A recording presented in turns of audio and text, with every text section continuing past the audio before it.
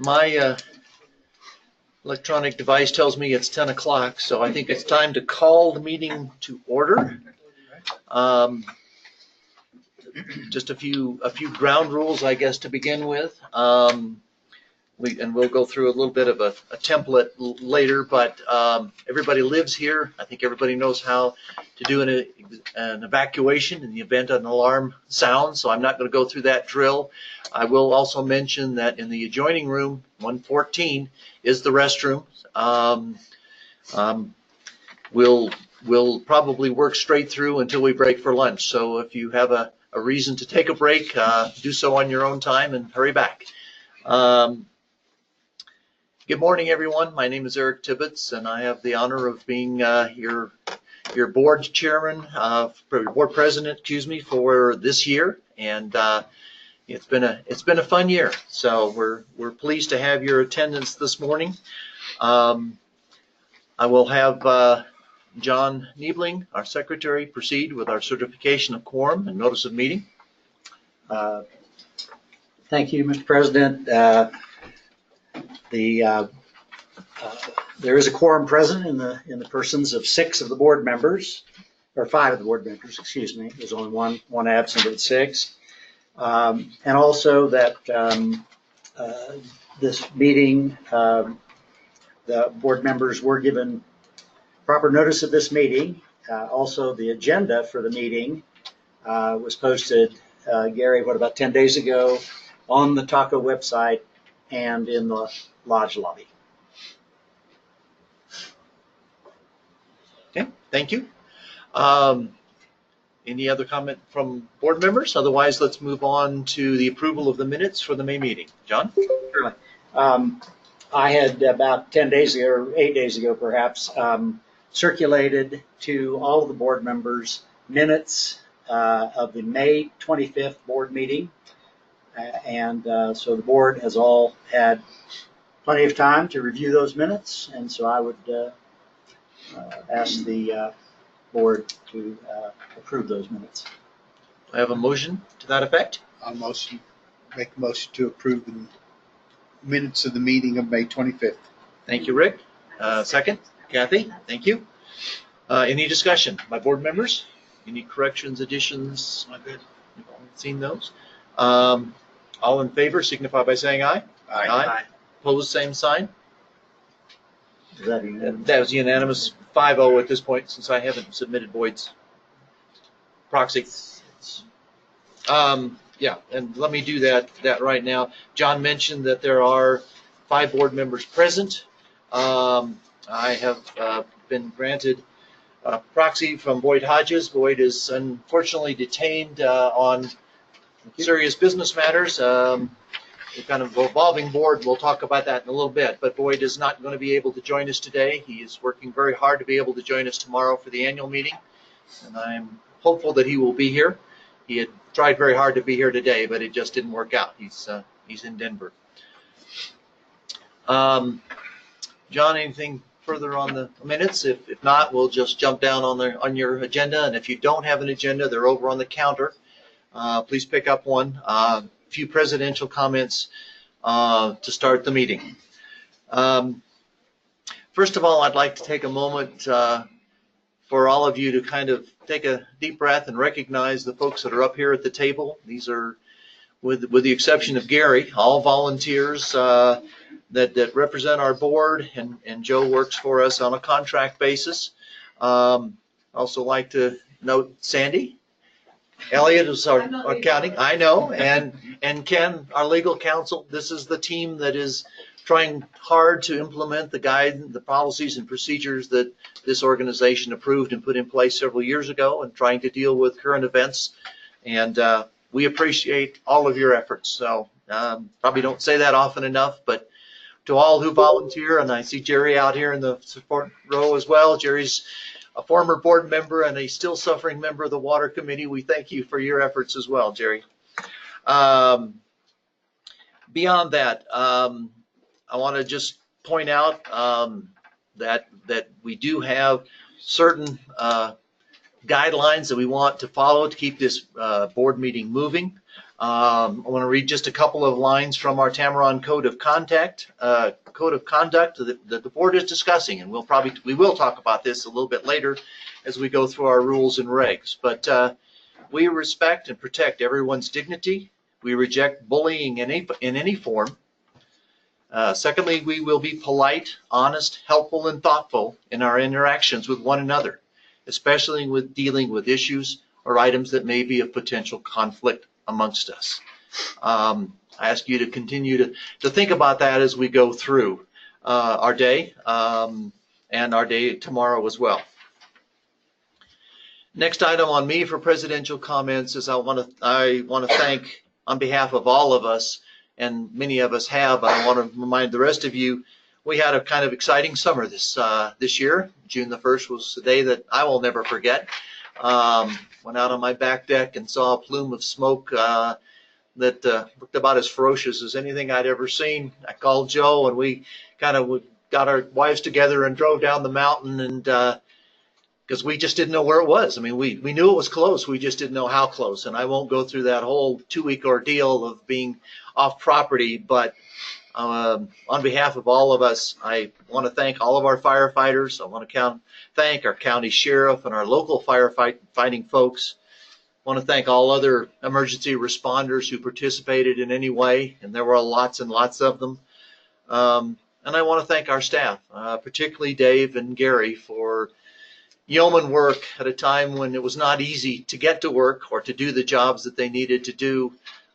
They put in a lot of extra time and effort to communicate to all of us what was going on at our community when the police were really not helping us get up here. I can tell you we tiptoed around it, so let's give them all a big hand.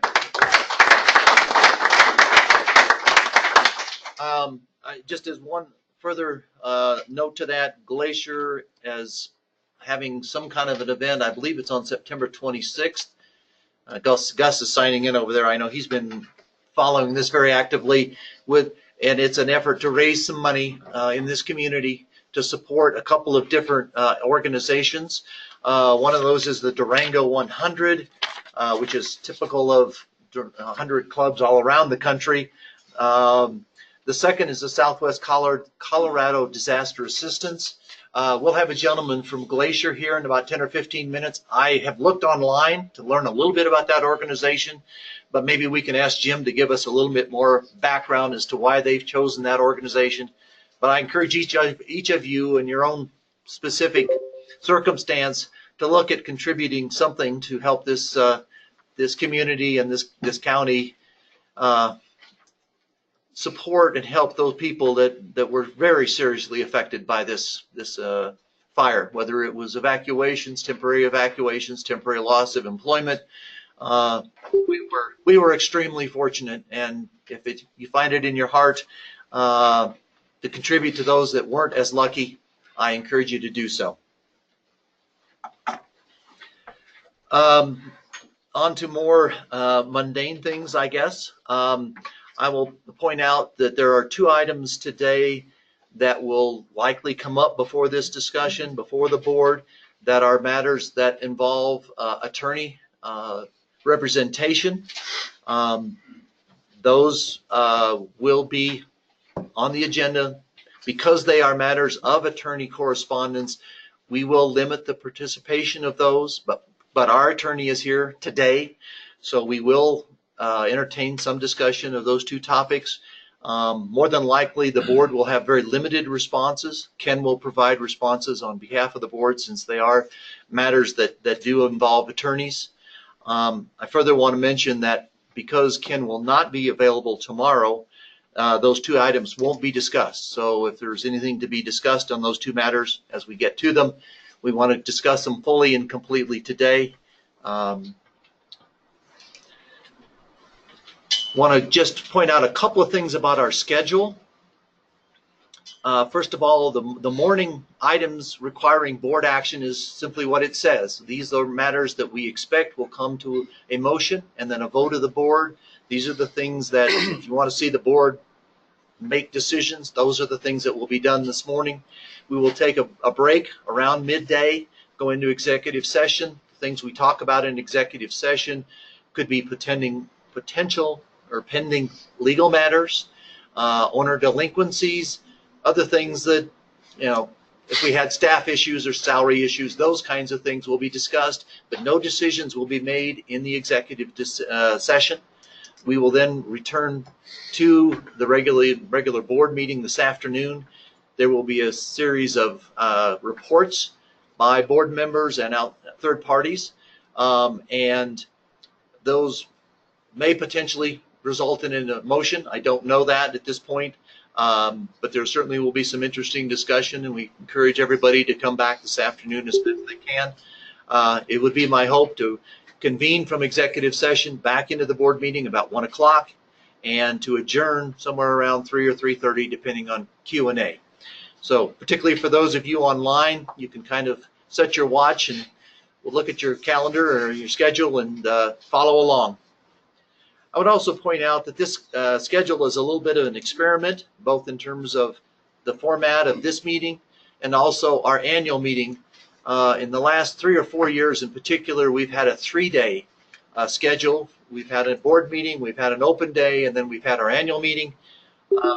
As of this point, we actually have 4 board members who are full-time employees in one form or another. So we've tried to condense the schedule to a 2-day program with a golf on Saturday. Would appreciate your feedback, pro or con, suggestions for improvement. This is an experiment, but we think this might be a good way to move forward. We encourage your feedback. My last quick comment is that today will be Mr. Niebling's last day as the official board member.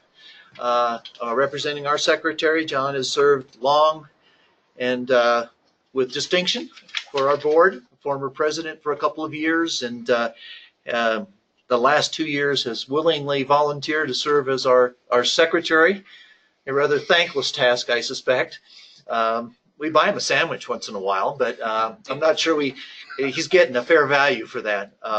But on behalf of all of us, John, thank you very much. We appreciate your service. My wife begged me to stay on, but I've got her phone number. refuse. We may no. All right, thank you. We're now going to start into our official agenda.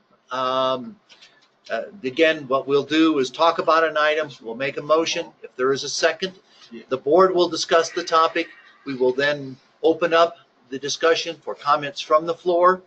The board will then vote, and we'll move on to the next item. So if you have thoughts or comments, please be patient for just a moment. Let the board have its discussion, and then we will allow comments from the floor.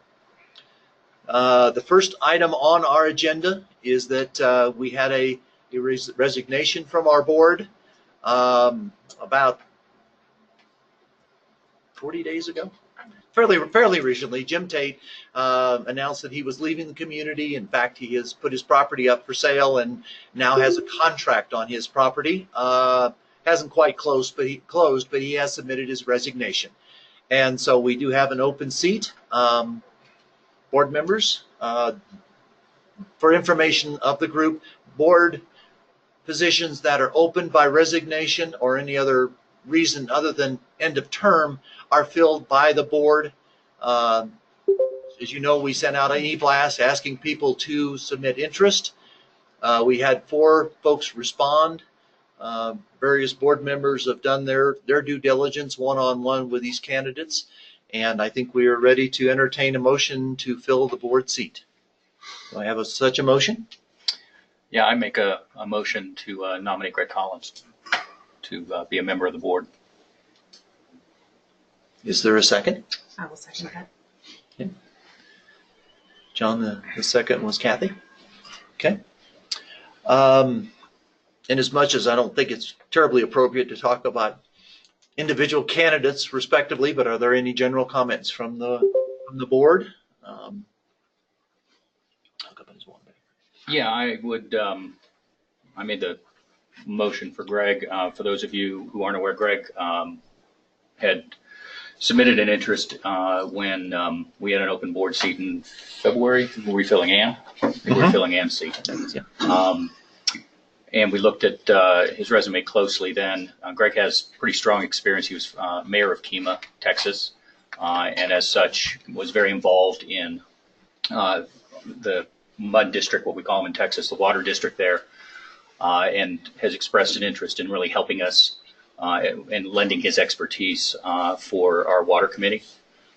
We need somebody to focus pretty heavily on that over the course of this year and next year, and work more closely with Glacier. And as such, I feel like he would be a good addition to the board. Okay. Does everybody in the room know that Greg's here? Now, yes? Want to wave your hand there? Oh, there you are. Okay. We have a motion and a second. Any further discussion? Okay. All in favor of the motion? You should. You gotta open it up to the. One. Okay. Are any comments from the participants online or in the room?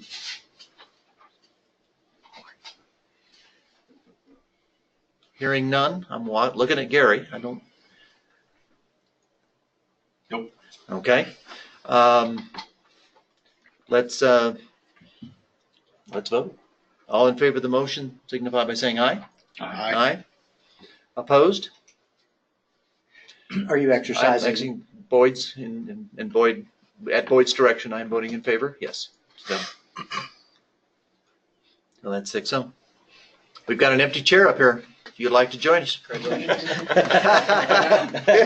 you mean right now? You're on the payroll as of right now. Hot seat right? Yeah, you get your buck $3.80. 380. Yeah, that's a new pay scale, right? All right. Welcome. Welcome to the team. Okay. In the interest of keeping things moving, the second item this morning is what I have called the Glacier Update. Mr. Finnegan, Jim is here to spend some time with us this morning, telling us about whatever's going on at Glacier that he wants to share with us. So come on up front. We've got folks online, and this is a go-to-meeting session. So actually, tell you what, I might let you just have my chair because the microphone is right here in front of me. That's okay? Sure.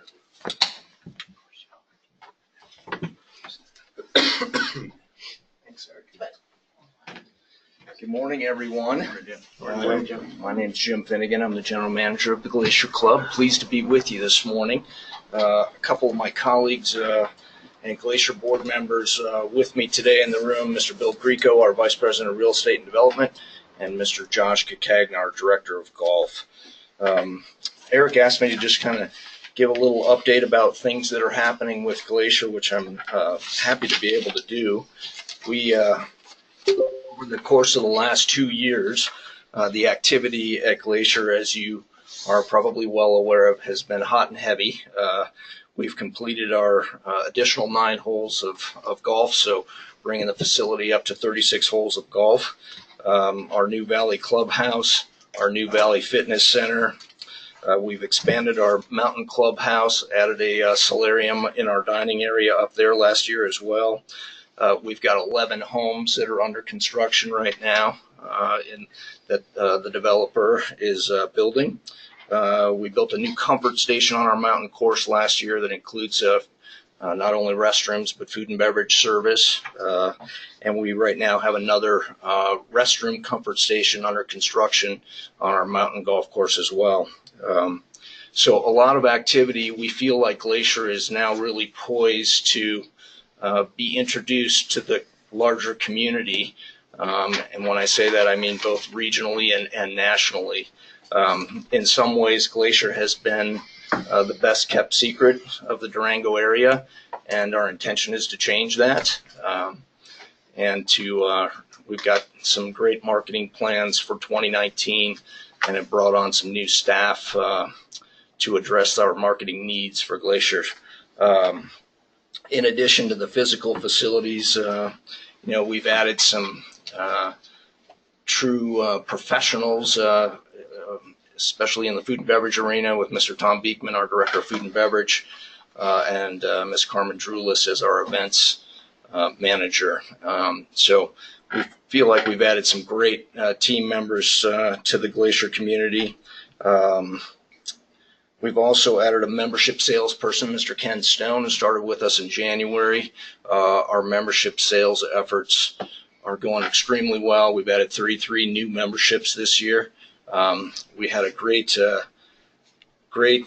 start to the year, and then everything slowed down a little bit with the 4/16 fire, so we took a step back. But August was our best membership sales month of the year, with 10 new memberships added.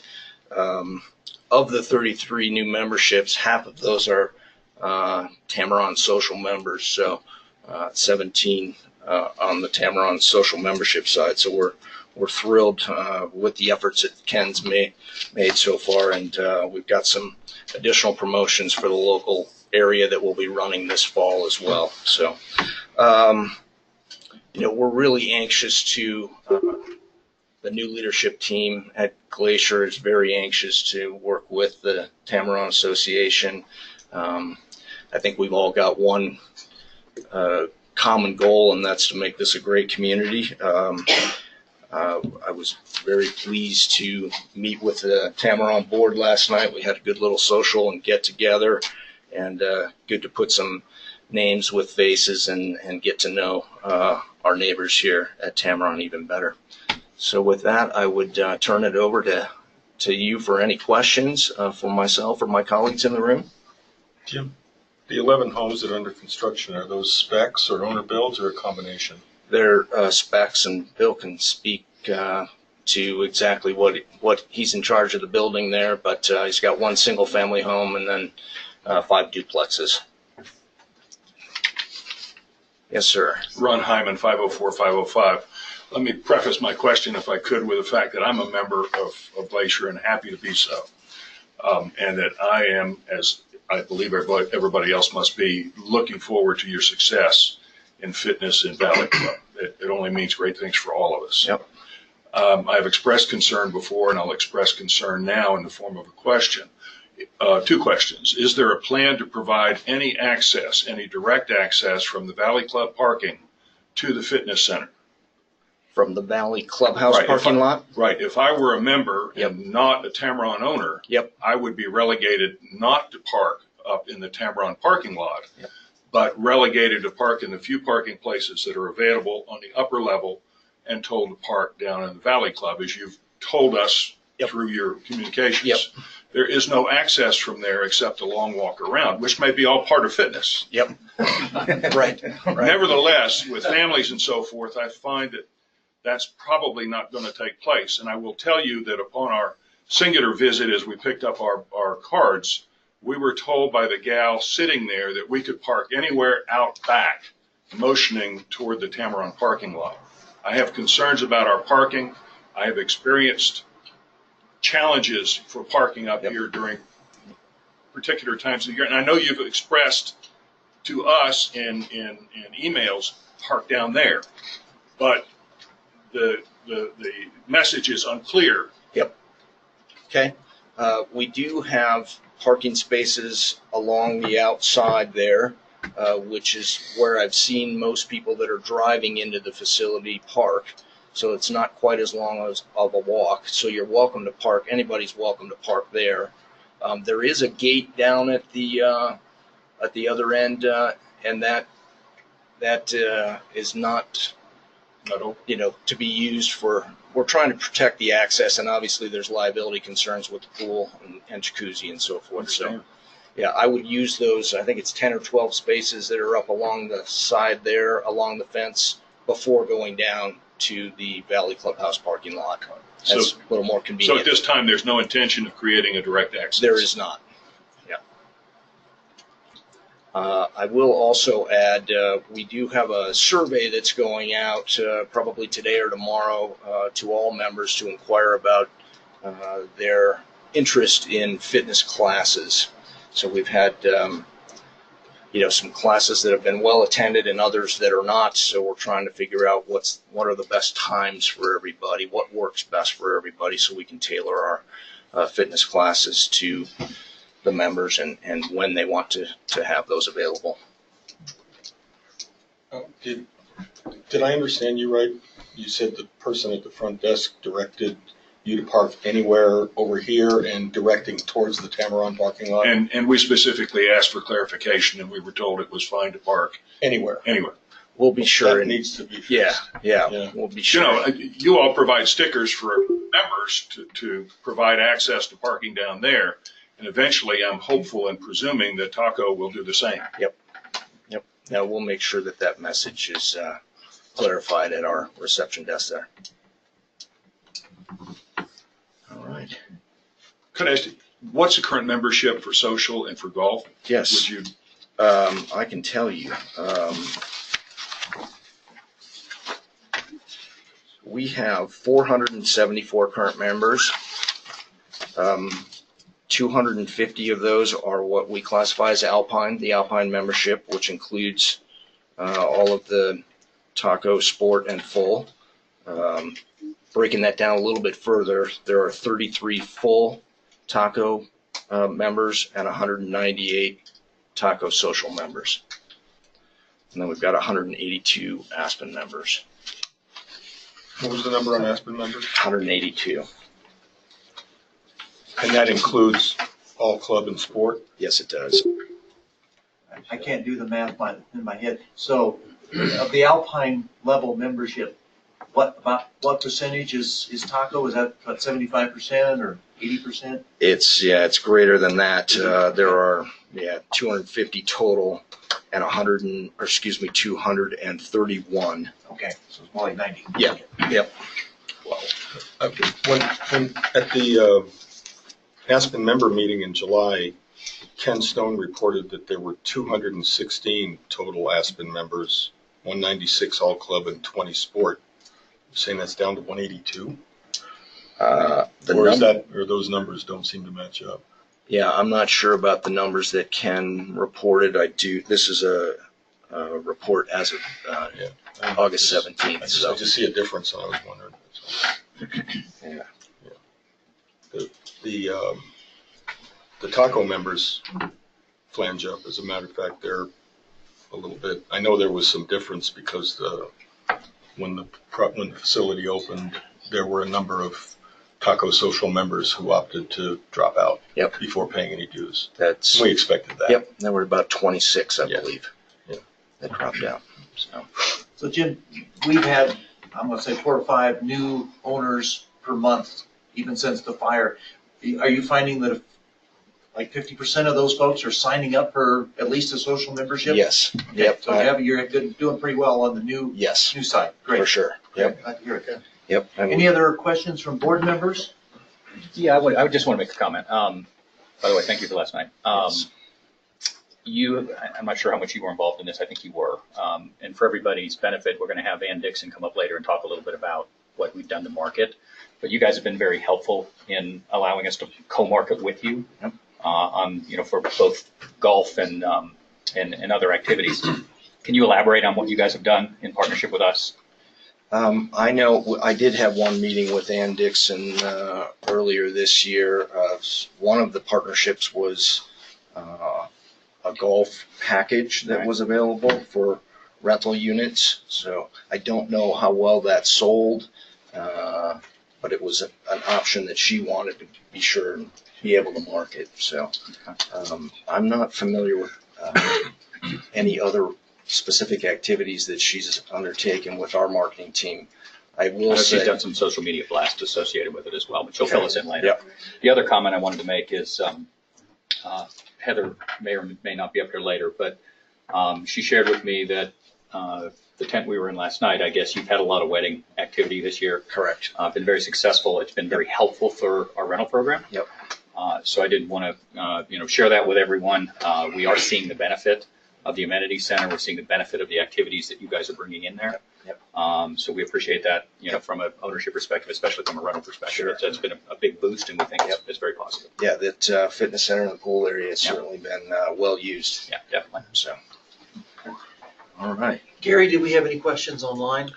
Those folks? No, a comment from Wayne and Dottie Alexander. Please extend thank you for addressing the noise levels from tent events. Improvement has been noted. Good, glad to hear that. There's one other comment from someone that I'm not going to read because they've identified themselves as Barney Fife. So I suppose if you're not going to identify yourself, your comments don't get read. Okay. I'll give you just one chance. Would you like to share with our audience about the fundraising glacier activity late to honor the firefighters? Yeah. Give that a look. Yeah, And and I know you put out some emails, but. Right, I don't have the flyer with me, but it is the 416 fundraiser, and it's one of our members is kind of spearheading the effort, but there is a golf component and also a dinner component with concert. So, and the date on that is September 26th. Yes, thank you. Those are the two charities that you were. Yep. Yeah, Southwest Colorado Disaster Assistance, and the other that was just added is the Durango 100 Club. Yeah. Yes, sir. One more question. The young lady that we met, we asked about handicap access because it appears that there's a disparity between available elevators to get from the reception level down. Of course, you've got an elevator, but Yep. nothing up. Yep. And she said, no problem. All you need to do is to call and we'll let you in the back door after you have utilized Taco's elevator system. Is there a plan to allow us access through that door on a regular basis, particularly during the winter months? There is not, and the reason behind that is so that we can control access to the facility. So key card access back there wouldn't work. yeah, it's we want everybody coming through the front so that we can verify that they indeed should be using the facility. Thank you. Yes. Yes, sir. Okay, all right, I'm a new owner here, so, okay, just bear with me. I'm a social member, okay?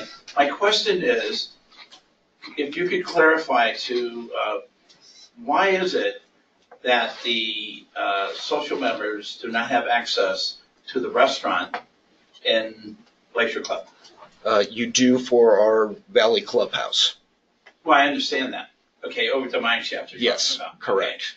But is your restaurant that busy inside that they don't want? You're referring to the Mountain Clubhouse? Yeah. It's a different level of membership, so Okay. those. It's kind of a private restaurant. It is indeed, yes. Okay, Yep. that's It's fine. beautiful, it's wonderful, the food's fantastic, and So they don't want my money? I would highly encourage you to upgrade your membership to The answer would be yes.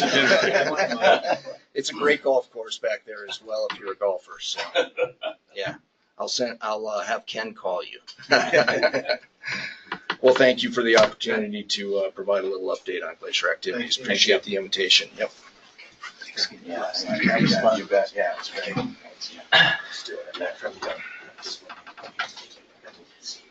Okay, sounds great.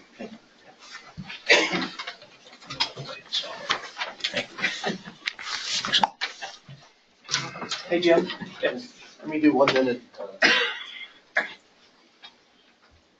This is what we talked about. Yeah, thank you. Yeah. I think so. Make sure you didn't say it. Okay, any further, yeah, go ahead. Now that they've left, you know, it was a provision in the agreement that we had with Glacier that access would be provided through that doorway, subject to the ability to control access. My opinion is it can be controlled, but Okay, well, I think that shouldn't be left. let's, and not to take it offline, but without trying to resolve it here, I actually looked for that language. I couldn't find it. I know it was discussed. I don't think it was memorialized. So you can prove me I'm wrong. It's in there. Okay, all right. Well, and I will say again, from my perspective, I don't know whether that's a good idea or not. Having access from our side exposes us to some legal liability if there's theft. You know, did they come from the taco side? You know, that it's not a perfectly good. Not everything about it's just good. thinking of the winter months when there's snow on the ground. Yeah. But key access would be noted though, wouldn't it? It could be I- coded and controlled. But it's beatable too. It could let more than one person, but. You don't think you can wouldn't we get want Oh, reverse to let that? somebody else in on Yes. my So they card? couldn't get on our side? Yeah. Yeah. I don't know. There's- It's further discussion. There's questions, but I don't And- think it should just be left alone. Yeah, I- No, I think it deserves further research. I just point out that, it does, That was a pretty flat no. well, and I will say that we did have a meeting with those guys about 10 days ago, and it wasn't a flat no at that point. It was It was let's one have of the, another discussion. it was one of the major topics of discussion that day. And it will be revisited. I think there's good reasons for it. There's some concerns about it. So it's not as straightforward. I think when there's 2 feet of snow on the ground, it might be a real good idea, especially for those people in the lodge. Well, yeah, but then one of the side, and Ron, maybe this is what you're going to say, that encourages people to park in our parking lot and come through our front door. I'm just thinking of only people who reside in the lodge. I don't know how you control that. 134 owners, yeah. So, okay, still on Glacier, I will take comments from the audience. I see 2 hands. I think Ron was first, but hold on a second. Yep. Just a quick question, and I think probably the history's already written. One of the things that we did notice, first off, the facility's beautiful, absolutely beautiful. My concern for the handicap, my concern for no showers at the pool level, but also I thought that there are no showers at the pool There's level. none in the bathroom down there? No, sir. Oh, okay. Unless you splash in the toilet. And we were told no problem. Anyway, concerned about food service. I thought that we had spoken very specifically about food service and received a very straightforward answer, no food service, thinking that might be competitive to our own interest with Yellow Carrot. They obviously, if you haven't been there, they're providing, it appears to me, full food service, delivery to your chair via telephone order. I don't care one way or the other, except for the fact that it sort of is counter to support of Yellow Carrot. Well, we'll discuss that this afternoon. Well, where am I? Okay.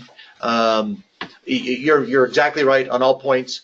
They are serving the food and beverage from the mine shaft.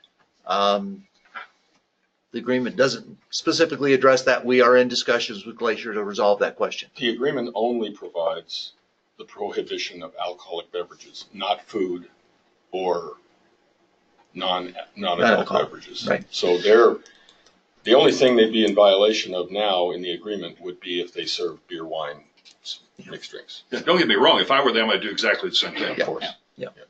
It is a It's a heck of a discrepancy service. in the contract that needs to be addressed and resolved, and we're working on it. Yes, sir. I was just thinking had they thought about maybe putting a camera at the lodge door as well as the key cards, and then whoever's at the front desk could see who's coming in and out. I know people, because I see it all the time, people put their card in and people follow them in, but that might be one way, just something for discussion. They've installed cameras In the lodge? in the In their side. fitness area. Well, I'm talking about at that door. The camera would be inside the lodge where that door is, so they could actually monitor who's coming in and out of that door. It doesn't have to be inside the lodge. It could be inside the fitness area looking at the door. We may want both. Or both. At the meeting. And I appreciate those Lot of thoughts ideas. because, Lot of yeah, ideas. because the subject is not closed. It needs Because some further discussion. They're gonna not want to put a person there. Right. The staff. Yeah, Right.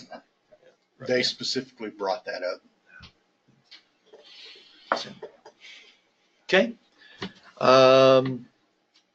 We're ready for the property report. Mr. Do you Dunn. want to do the art committee stuff first or property report? Let's do the ARC stuff first, since we'll. ARC is the Architectural Review Committee, and we apologize. This is a little bit unusual business. We had an Architectural Review Committee chair, no longer on the board, so Dave is doing double duty here, and Rick and I have been helping out as appropriate. And some input from some other board members. Are you circulating? It's just one Well, I comment. just had one copy of everything because they really weren't all that informative. The most informative one, I couldn't make copy, it was too big, so. I can get additional ones if you want ones for your record. There are 4 items on there. 2 of them, the first 2 are actually ones that came in earlier this summer that were approved through emails through the board to facilitate the construction. And since there were enough board members on property to look at it, they did want me to bring it up again just to cover it in an actual meeting. The first one is a new window in 801, 802 on the west-facing wall. The second one is a fireplace vent up at 651. Just 2. Those 2 are the earlier ones. And Those are already approved. Oh. Had the work done, but they were done in between meetings, so they wanted to bring it up one more time in an official meeting. So I don't know really what you guys have to do on those 2 at this point. I'll make a motion that we, as a board, grant our approval to these 2 requests on the basis that both were very typical, have done in multiple times around the property. There was no new precedent. There was nothing unusual about the 2 requests. I'd be glad to answer any specific questions, but I'll second it. trying to keep up with this. okay, yep. Last time. Okay, there are 2 matters that were addressed during the summer. That's these 2. Those 2. Yeah. Yep. And there was nothing And this is a different matter. that will be discussed in a minute. Yeah. Yeah. We're just trying to catch up because I wanted the full board, as I think it should, to vote on every ARC approval. We granted temporary approval because there was nothing unusual about them. I didn't want to call a special meeting just for what I think is a pretty perfunctory approval. Any questions about these 2? 1 window and 1 fireplace vent? All in favor say aye. Aye. Opposed? Was there a motion? Yes, Yes. Eric made the motion. That we approve the 2 that you had in your hand. Okay, now we have 2 current requests. Yeah, we have 2 new ones. seconded? The first Right. one is 827, 828. That's one of the drawings, the bigger drawing. They are asking to have the front door moved to the side from where it is currently, moves what would be to the north approximately 5 feet or so. Did you exercise your proxy? Yes. So that one hasn't been discussed or anything like that. That's the drawing for it. That's the one that we talked about earlier.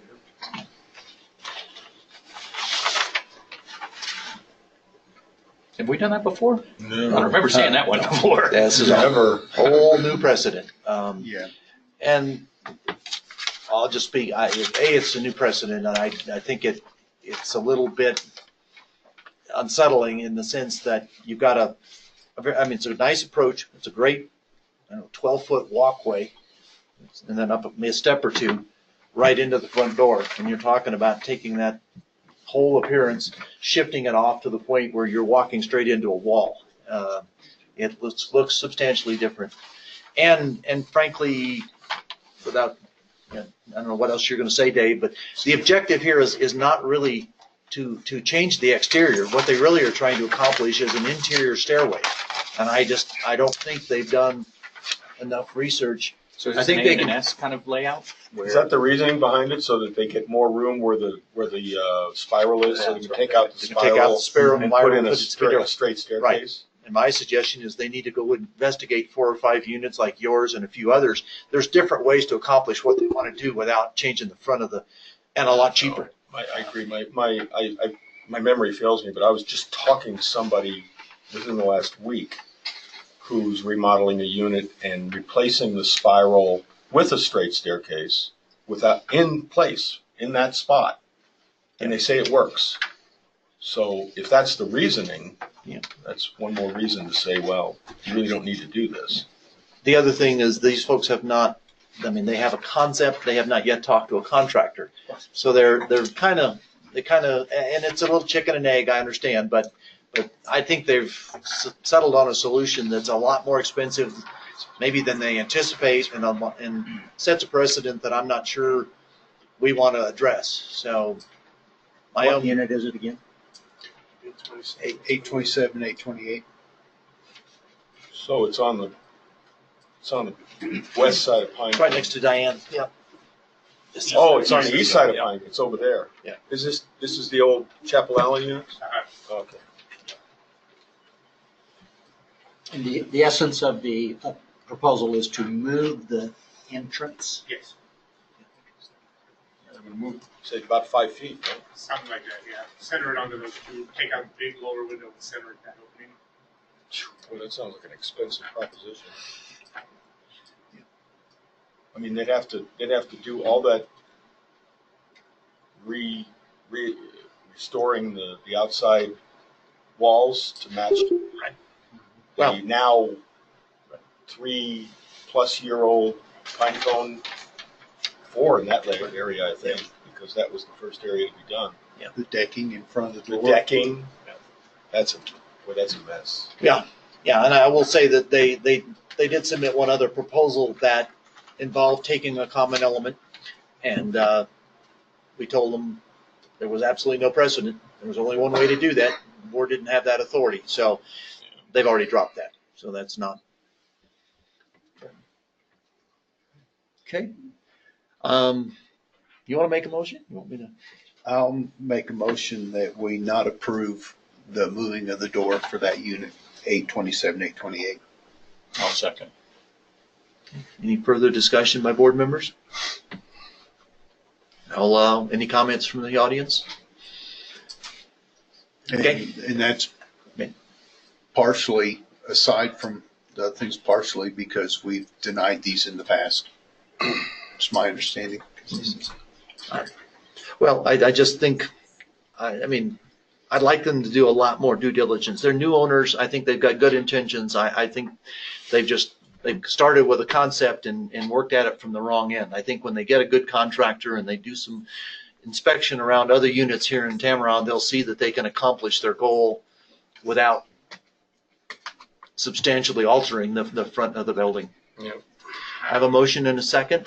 All in favor of the motion? She has requested, by the way, please refer to our email. She is online, just so you know. I didn't get a copy of an email. That may be my fault for not forwarding that email, but she sent all these drawings. Yeah, and very, very nice drawings. There was some good thought into it. I'm sorry, I don't have the email. I'm not sure I can. They need to get more information. Yeah, I I don't think it think, changes anything. I don't think, at this point, we can certainly have another discussion. The board will meet in 60 days. Well, approximately, this won't hold up things forever, but I think for now we'll proceed. We have a motion and a second. Any further discussion? All in favor, signify by saying aye. Aye. Proxy exercise. Aye, as well, yes. Okay. Get a chance to vote? I did. Yep, okay, so we're 7-0. 7-0. Okay. Okay. Dave, one more And request? next one is taking two of the upper clear story windows and that are fixed and making them operational. There is a photograph. It's not the greatest photo, doesn't really show much, and there wasn't much window information. Way up on the bottom. What unit? So that is 851. 854. 54. I'm sorry, 854. I'm doing it to your unit? Kathy says it's not 851. It's 854 is what it says on here. Yeah, I just have it on here. Okay, It would have to be a tentative approval because they haven't submitted all the window information that we require. But we have done that in the past, gave them conceptual approval, and I give the final as long as it matches all the existing windows as close as possible. But they'd They have to be haven't submitted automated, that yet. wouldn't they? Wouldn't they have What's to be that? automated? And they got a crank, okay. They- Those are high up. You can use shepherd's poles on those. Okay. Okay, so replacing two clear story windows with mechanical.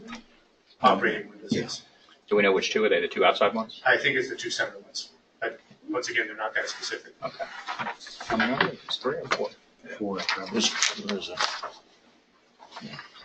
Now, the ones I have seen typically only have one opening window. Is that a fair statement, or have I just not seen enough of these? There's different setups. There's There's multiple ones. Mine only has one, but there's, yeah. Yeah, my neighbor only has one, but keep it. Any further comment? Dave, you want to help us a little bit on what a provisional motion should sound like?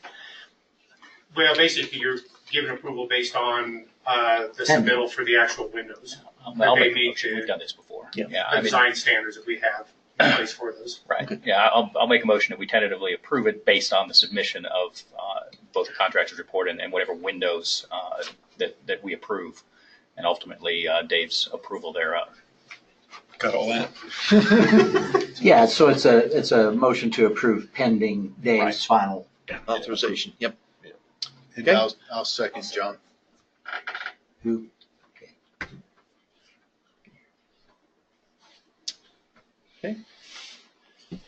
Any contributions from the audience?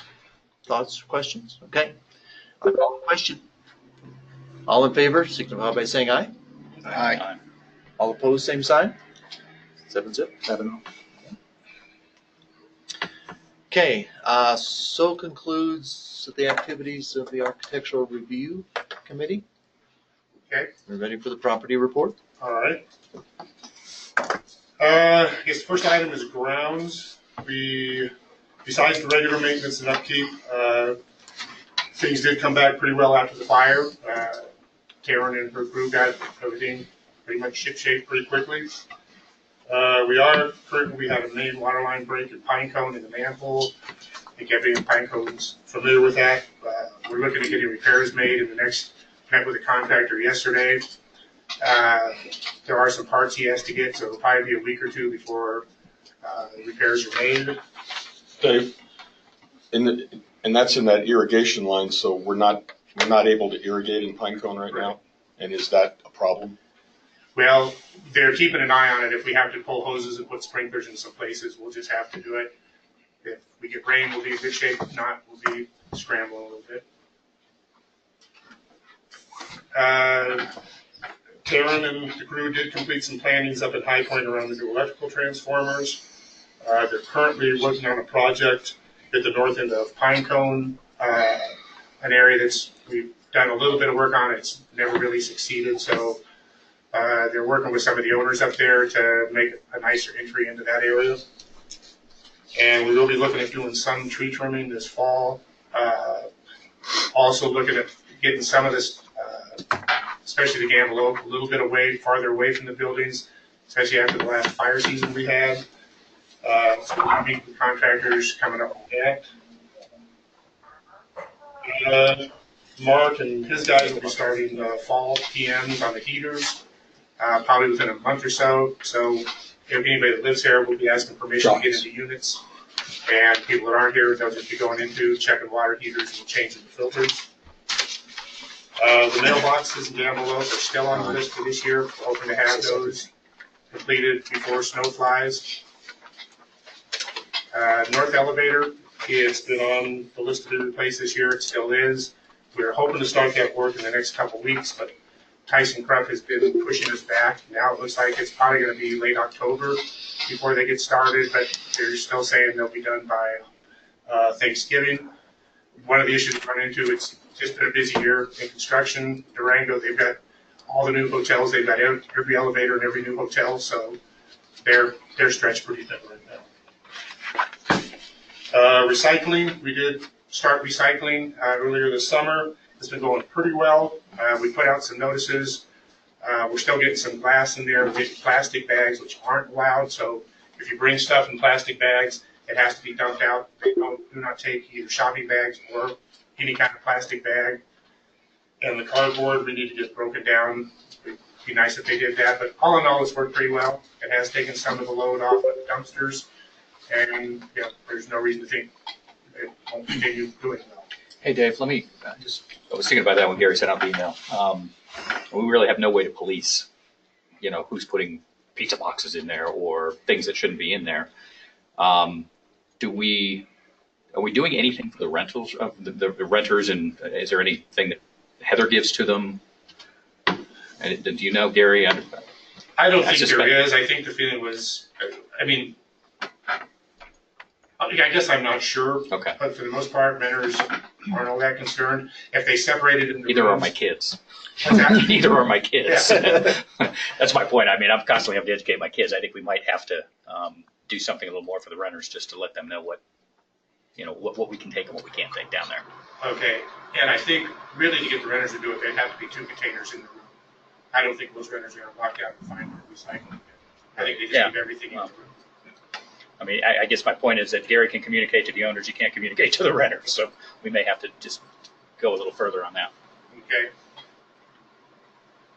The Gamble Oak parking lot, it's on the list. Earlier this year, the cracks were all sealed, and we still have to do the top coating. And right now, that's scheduled for the 17th, I believe, weather dependent. And Gary's already sent out a preliminary notice, and we'll continue to do that until the contractor's here. And that's a 2-day process as we shift cars back and forth. The bats. We did have a bat company here over the summer. They have a little more work to do in Pinecone to finish up what they're doing there. They did work in the lodge and in Pinecone this year, and they also supplied some additional coats for the lodge and Pinecone that the board will be looking at. I don't know if we'll do any more work this year, or some of these coats will be done next year. The yearly painting and upkeep on the buildings. The Gamble Oak work is pretty much complete. There's a few small items to do. That contractor has moved on to Pinecone.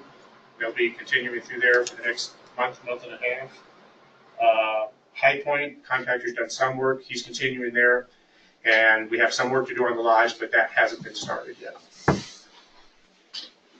The PTAC grills, we did have in the budget to replace PTAC grills in Gamble Oak this year. Those have been ordered. They should be here shortly, and we'll be replacing those as we do the heater PMs this fall. The front railing painting, contractor has completed the railings up at High Point, and he has moved down to Gamble Oak. That was on schedule to do half of that this year, and they're probably 3/4 of the way through that portion of it, and he'll be quoting the second half for next year. There was a request for a dog waste station at the north end of the lodge. That has been purchased. We do have it, but we're waiting for the land swap to be completed because it'll be going on property that currently isn't ours. So as soon as that land swap's complete, that waste station will be put in. That's everything I have. You'll supply me with that list you've been reading from? Yes. Okay. Board, any questions on the property report? Just what's the final timing on the land swap? The land swap, I know everybody got letters, I'm sure. So. yeah, it's, there's been a little bit of a hiccup from a documentation standpoint on the Glacier side. It's proceeded smoothly. We tried asking a question a couple of different ways. And again, nothing terribly complicated. It involves the potential or not of a mortgage holder. And I'll say no more than that. It's something that they can clarify. It's only they can clarify. And when they clarify it to our satisfaction, we'll sign. Okay. It's not waiting for us. And for those who don't understand, there's actually the 3 parking spots closest to the door of the fitness center, which Glacier is using, even though that's still technically our property, quote unquote. We, in our agreement, which we signed and everybody voted on a year ago, we agreed to swap that real estate, those 3 parking spaces, for some 3/10 of an acre up on top of the hill north of the lodge. And it's something that still makes sense. They would like to do it. Just a little technical thing that needs to be sorted out by the attorneys, and we'll get there. I have a question. Just you said PTAC grill? Yes. What is that? That, I don't think you have one. Okay. I've I've just never heard of one. I don't know what that is. Air conditioning. That's a PTAC. Yeah. So it's the grills on the outside of the building. Right. Yeah, you got one in the S unit The upstairs. Right. grill is Yeah. something. Yeah. Okay, so that's Replaced them all. We Yeah. replaced them all already in Pinecone. Pinecone. They were these old ugly aluminum grills, and they stuck out when we did the remodel. They look Okay. bad contrast. Okay. It's No? the same as the ones that are here on the lodge. They're a nice dark color and they blend in better. Okay. So we decided to just do it all the way across the property over time. Okay. Yeah. Thank you. Thank you. Any other from the board? Okay, Ron? If I'm out of line, tell me so, please. Knowing that we had a major water break up at Gamble Oak that took some period of time for repair, that you were not directly involved in, or Taco, thankfully, and knowing that we had a major construction several weeks ago, I guess, on the lodge parking lot, can you help me understand where the responsibility of our water begins and glacier lines end in general? Because I know it's different everywhere. Well, in general, it changes at the meter is the stance that they've been taking, and we've sort of accepted because I don't know that it's spelled out that I'm aware of. But in the issues we've dealt with so far, the meters seem to be the dividing point.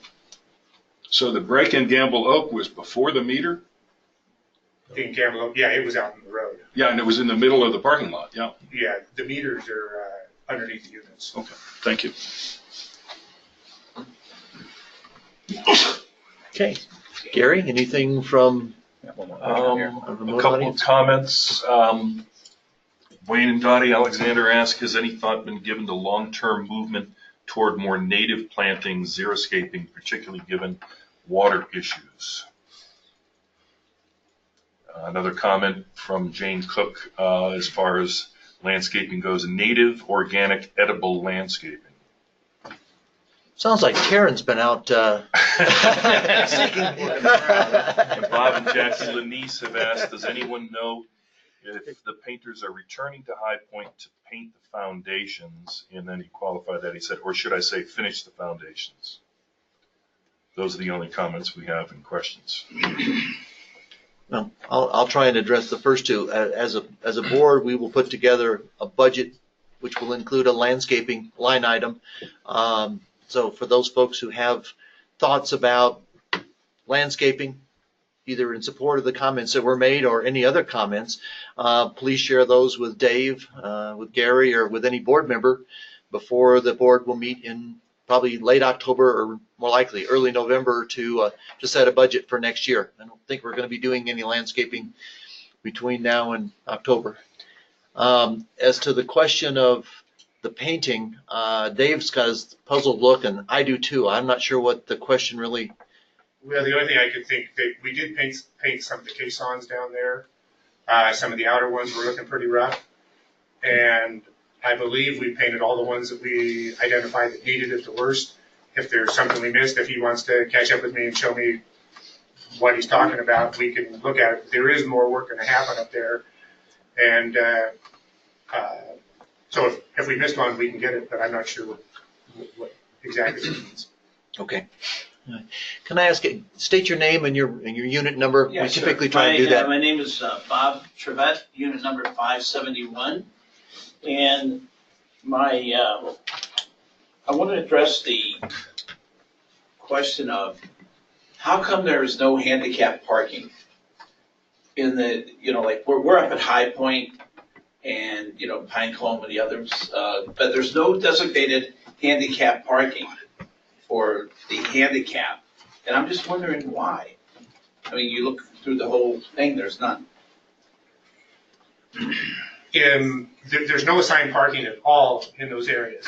And the rooms, generally speaking, are not handicap accessible. However, we have in the past had a request from, I think it's been 2 owners who specifically needed to park close to their unit. Right. And we put in temporary signs to accommodate them. The problem, not really a problem, but the reality is we can't say it's handicap parking for that person. Another handicapped person can park there, but we have tried to accommodate handicap parking as it's been requested. Okay. Under ADA rules, federal ADA rules, you have to accommodate the handicap. Okay, so and I understand that you can't say, okay, that handicap parking is just for you, right?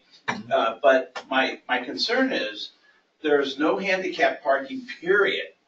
Whereas I think, in my opinion, that there should be a designated area, and probably in front of maybe each unit, well, when I say each unit, the buildings as they go, for handicapped people.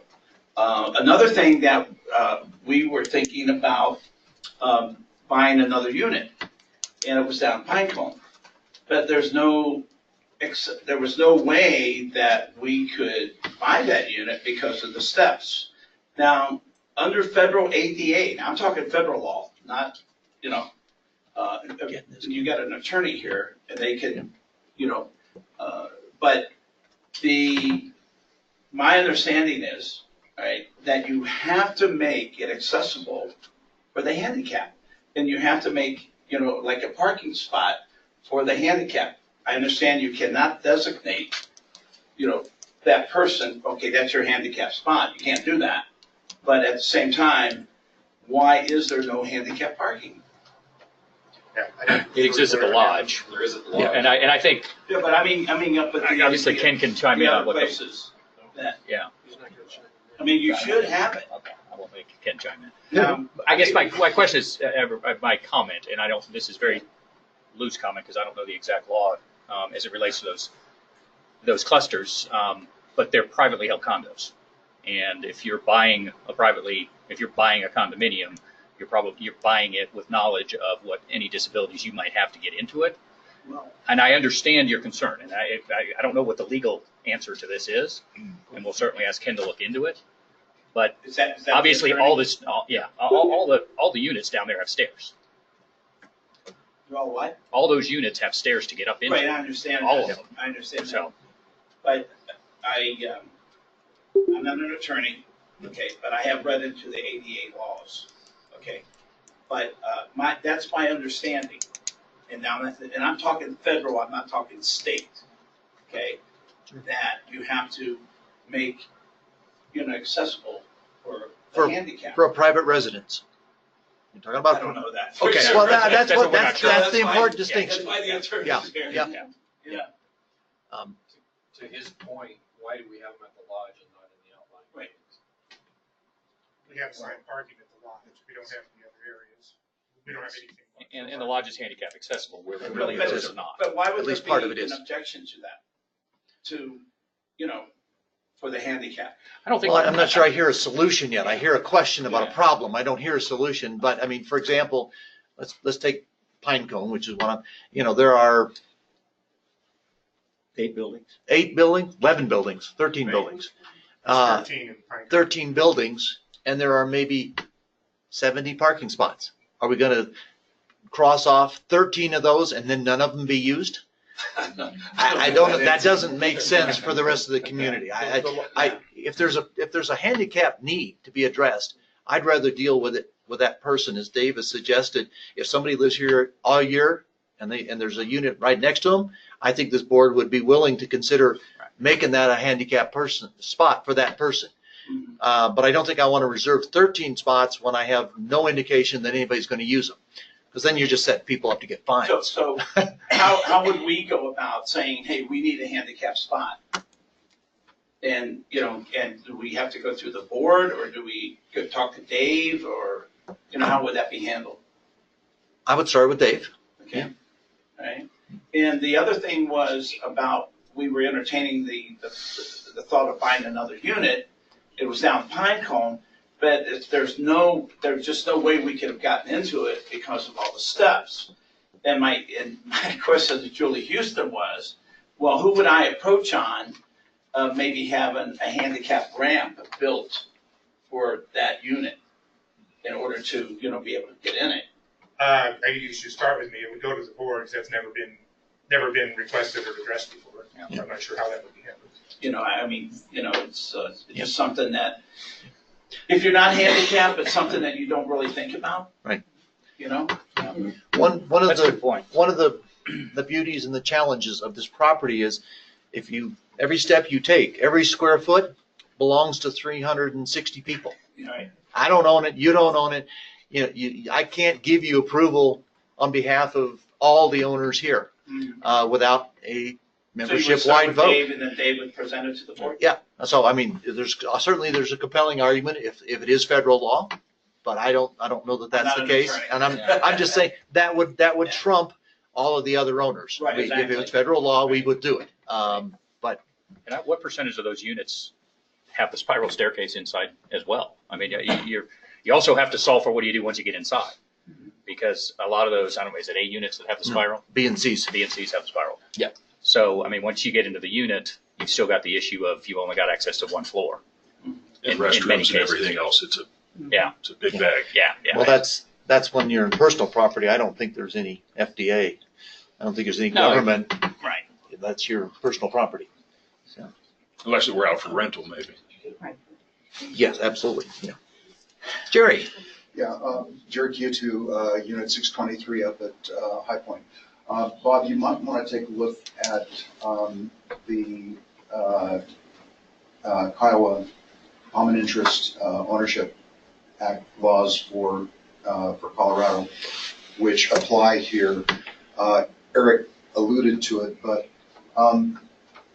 as he said, there are areas that are owned by everybody. Right, and- common areas, and right. The common areas, Right. and you cannot take those and give them to somebody without basically approval of all of the owners of the Right. association. Right. So there may be real legal impediments to doing what you're suggesting. Well, I think what I'm suggesting is not necessarily to designate that for an individual, because it is common area. So how could you take the common area away from everybody? You can't do that. But I think to designate, an area for handicap parking, because, let's face it, one day, somebody may not be using it, but the next day, somebody may be using it, but you can't say, well, that belongs to that person. I understand that.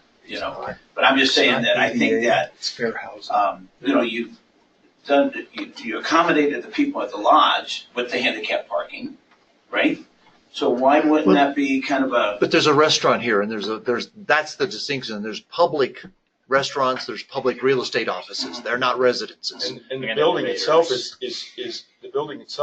handicap accessible because of the elevator. And Yeah. and it's To a all of the degree. people Yeah. within this building. right? It's just one building. Well, I mean, All of the in the outlying hallways, areas, the units buildings are themselves. distributed. Right. And so there's equitable ADA is very allocations, issues associated with that. It's a practicality kind of problem. ADA doesn't really apply here, it's fair But housing. I suspect that the board will ask Ken or our legal. So I would go to Dave first and say, Dave, I would like, the handicap spot. See, I'm not asking to have it designated just for us. I'm saying for any handicap person that whether they're an owner, rental, whatever, and they come here, unless you're handicapped, you really don't think of these things, and it's really important. It really is. Okay? I think So- Dave said we've set a precedent. If there's an interest, if we have somebody that has a special need, I don't think we object to that in any way, shape, or form. Okay. And if All right, so I'll you're take only this here to 3 Dave, months and of the then year, Dave can- yeah. You present it to the board then? Yep. Okay. Right. Good. Thank you. Any other comments, Gary, remotely on property report? Then Dave, I think you're excused. Thank you for your report. You'll get your comments to John. Okay. We're going to, next item on the agenda is old business. There may be more than one topic, but there is one topic that is still moving its way through the process. That's the reallocation of boundaries for units 504 and 505.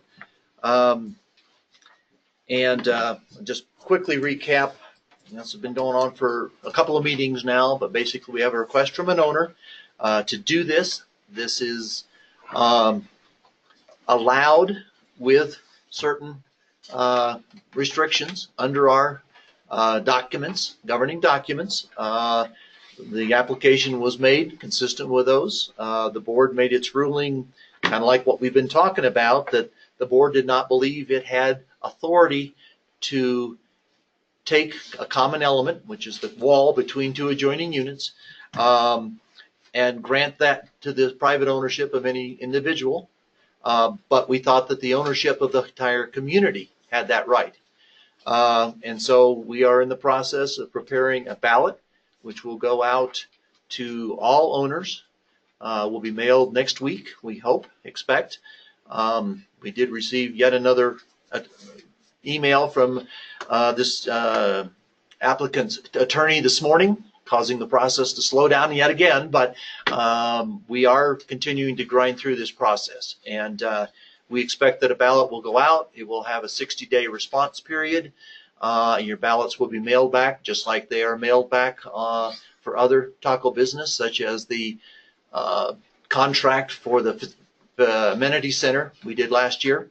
You'll get a letter, you'll get an explanation of what the question is, and you'll get a ballot. John, I'm going to ask if there's anything other specifically about the ballot that we should share. Or Ken, either one?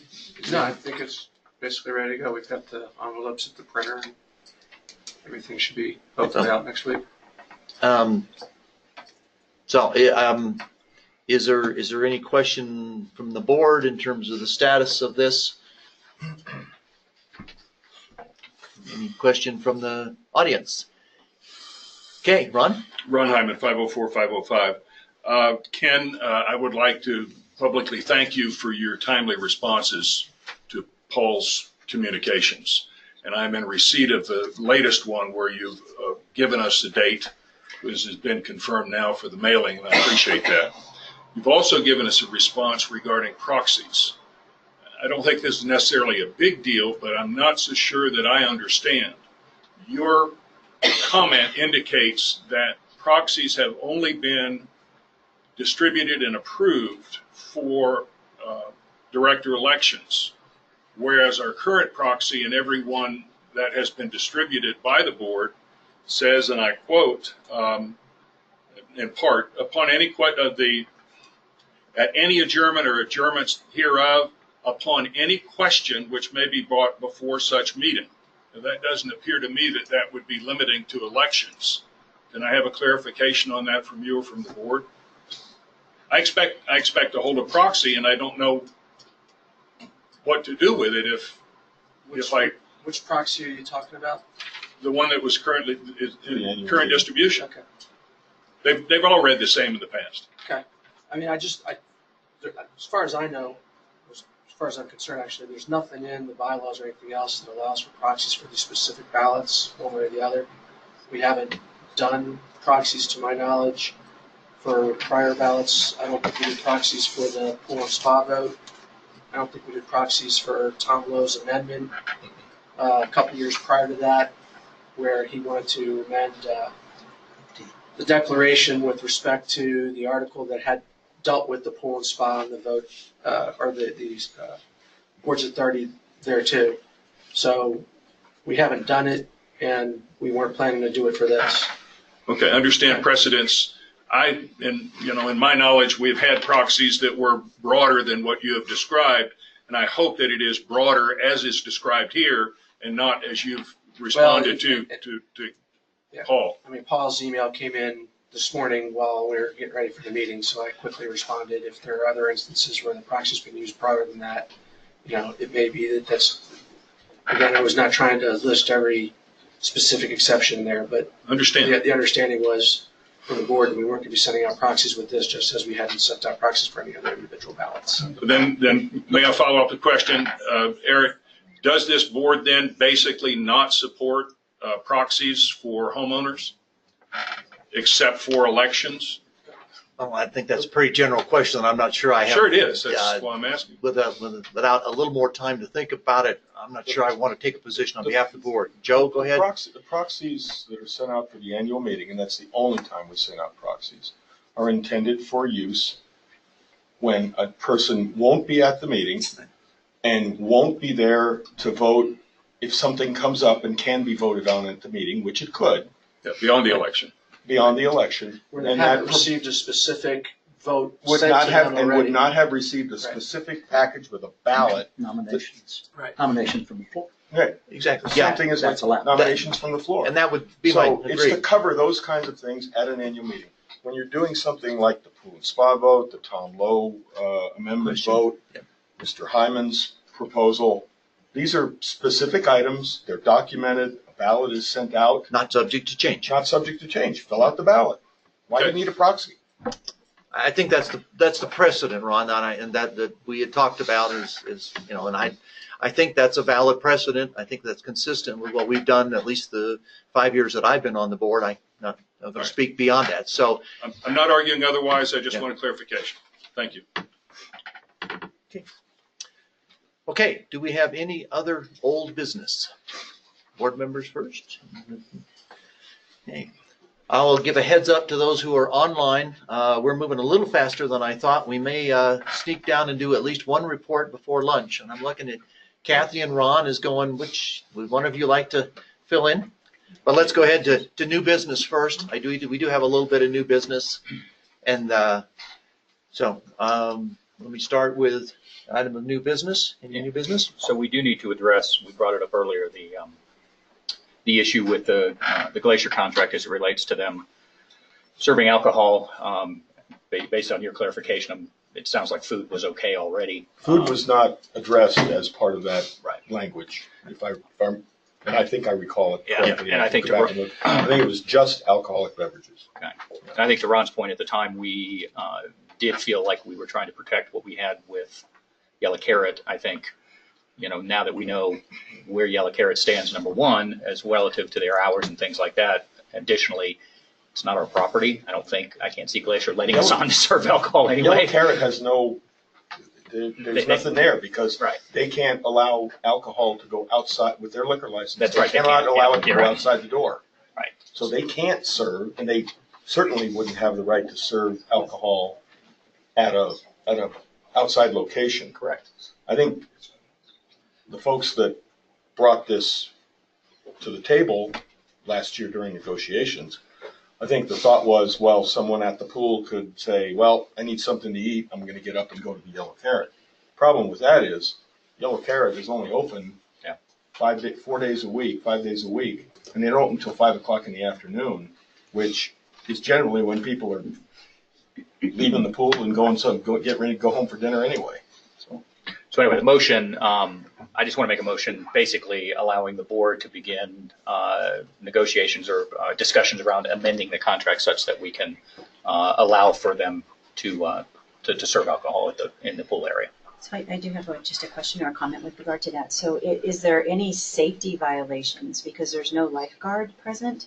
So when you bring alcohol into a common area like that, I'm just looking from a medical professional, I'm thinking, is that something that should be entertained? Because what if there is a drowning and it's alcohol related, but you have no lifeguard that's present? So keeping in mind, first and It's not foremost, our responsibility. is that we don't own We the don't own the property. property. Okay, We're not managing the property. We're not operating. We have no liability. okay. The agreement that we entered into that was voted on and approved by the ownership agreed, and I'd have to go back and the cobwebs in my memory on what the discussions were there, but Glacier did say that it wasn't going to serve alcohol in the area around the outdoor amenities in the outdoor pool. But I don't even remember food coming up as a discussion point on that at all. Well, I don't think they envisioned the restaurant being in operation. They were Right. they were running kind of parallel. I think Right. they never really came into their consciousness. Right. But so in terms of liability, I don't see how we'd have any liability in any event because we're not owning or managing the facility. I mean, I think we had talked about, well, I know we had talked about the whys, of alcohol, especially, we didn't want bottles out there, things like that, but, that was more of a generic discussion and certainly not anything that we were looking at in terms of our liability. And in terms of the specific language, I did have a chance to review it a little bit. Basically, there's just one sentence in there that says thou shalt not serve Yeah, it's just- alcohol. It actually says Glacier agrees that it shall not serve alcohol in the area around the outdoor amenities in the outdoor pool as they're defined, which is the four-season heated outdoor pool and the terrace pool deck and outdoor hot tub. So without committing in blood to anything, I think the removal of that one sentence probably solves the issue. I mean, you certainly can amend it, I guess. Why do we want to do that? Do they want to do it? Well, they're serving anyway.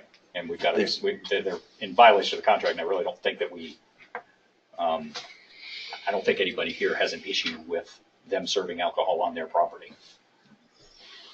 Yeah, I'd have to go back and look. I don't even know I don't remember offhand, Joe, do you,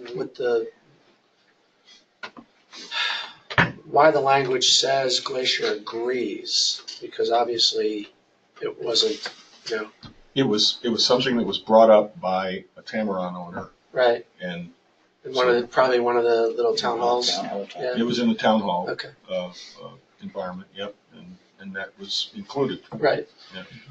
obviously without not a lot of forethought. Yeah. I mean, I could certainly see from a, again, when we were doing this, part of the negotiations that we were undertaking was to try to protect taco owner interests in their membership facility to the extent that we could, because we weren't going to have control over what they were going to be doing for their membership plans or anything like that.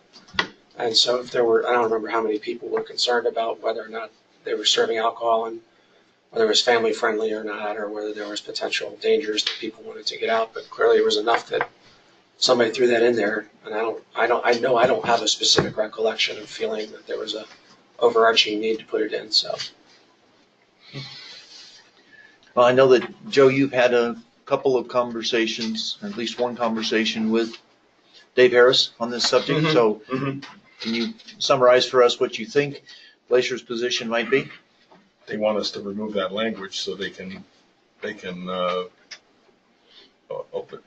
serve food, beverage, alcohol as they wish on their property. Well, we can certainly talk about that with the other issue. And see When if it I've helps us been out. there, it's been all taco members that have ordered it. Present company included. I like to have a beer when I'm sitting by the pool. I fill my plastic bottle at home. You get away with that? John? Eric, Scott made a motion. Right, yeah. And We need it a got a second. little derailed. Sorry. I don't, no. I mean, do you want to not make a motion? No, I still want to make a motion that Okay. the board be granted the authority to start having discussions with Glacier around amending the contract accordingly so that they're not in violation, because they're serving alcohol today as it stands regardless. So I want to make that motion that we're able to begin having discussions with them. Might I suggest that you talk about maybe amending that somewhat to talk to them about clarifying the other issue as well? Yes. Because. You're talking about the maintenance? Well, yeah, because I don't want to give this one and not have the other one where we can. I think that's perfectly, something for and us. Dave Harris has asked to get that one clarified as Right. well. So there's willingness on both sides to, so. You're going to have to help me with that one. You talk Okay. about the maintenance on the All right. alarms and that kind of thing, or what are we talking about? I'd have to, it's one particular clause. I'll pull it up online and we can talk about it, but It sounds like the motion would be better if it said to allow the board to enter into negotiations with Glacier Club on matters of mutual interest. Yeah. Or, Some such thing. yeah. I mean, I think we probably, now that are open, we probably have found several things that we're going to have to address and didn't have the forethought at the time to. okay, I think to there's get it only correct. two at this point that I'm aware Yeah, of. there was a maintenance clarification on the area that we're leasing to, that we're sort of leasing to them. Licensing. Licensing, correct. Okay, so you want me to amend it? Licensing. So I'm going to amend the motion. Yeah. Well, you're going to restate. I'm going to restate the Yeah, motion. yeah. That I'd like to have the board granted the authority to go ahead and start addressing the couple of contractual issues that have been brought up since the completion of the amenity center directly with the folks at Glacier. So not have specific mention of the alcoholic beverages.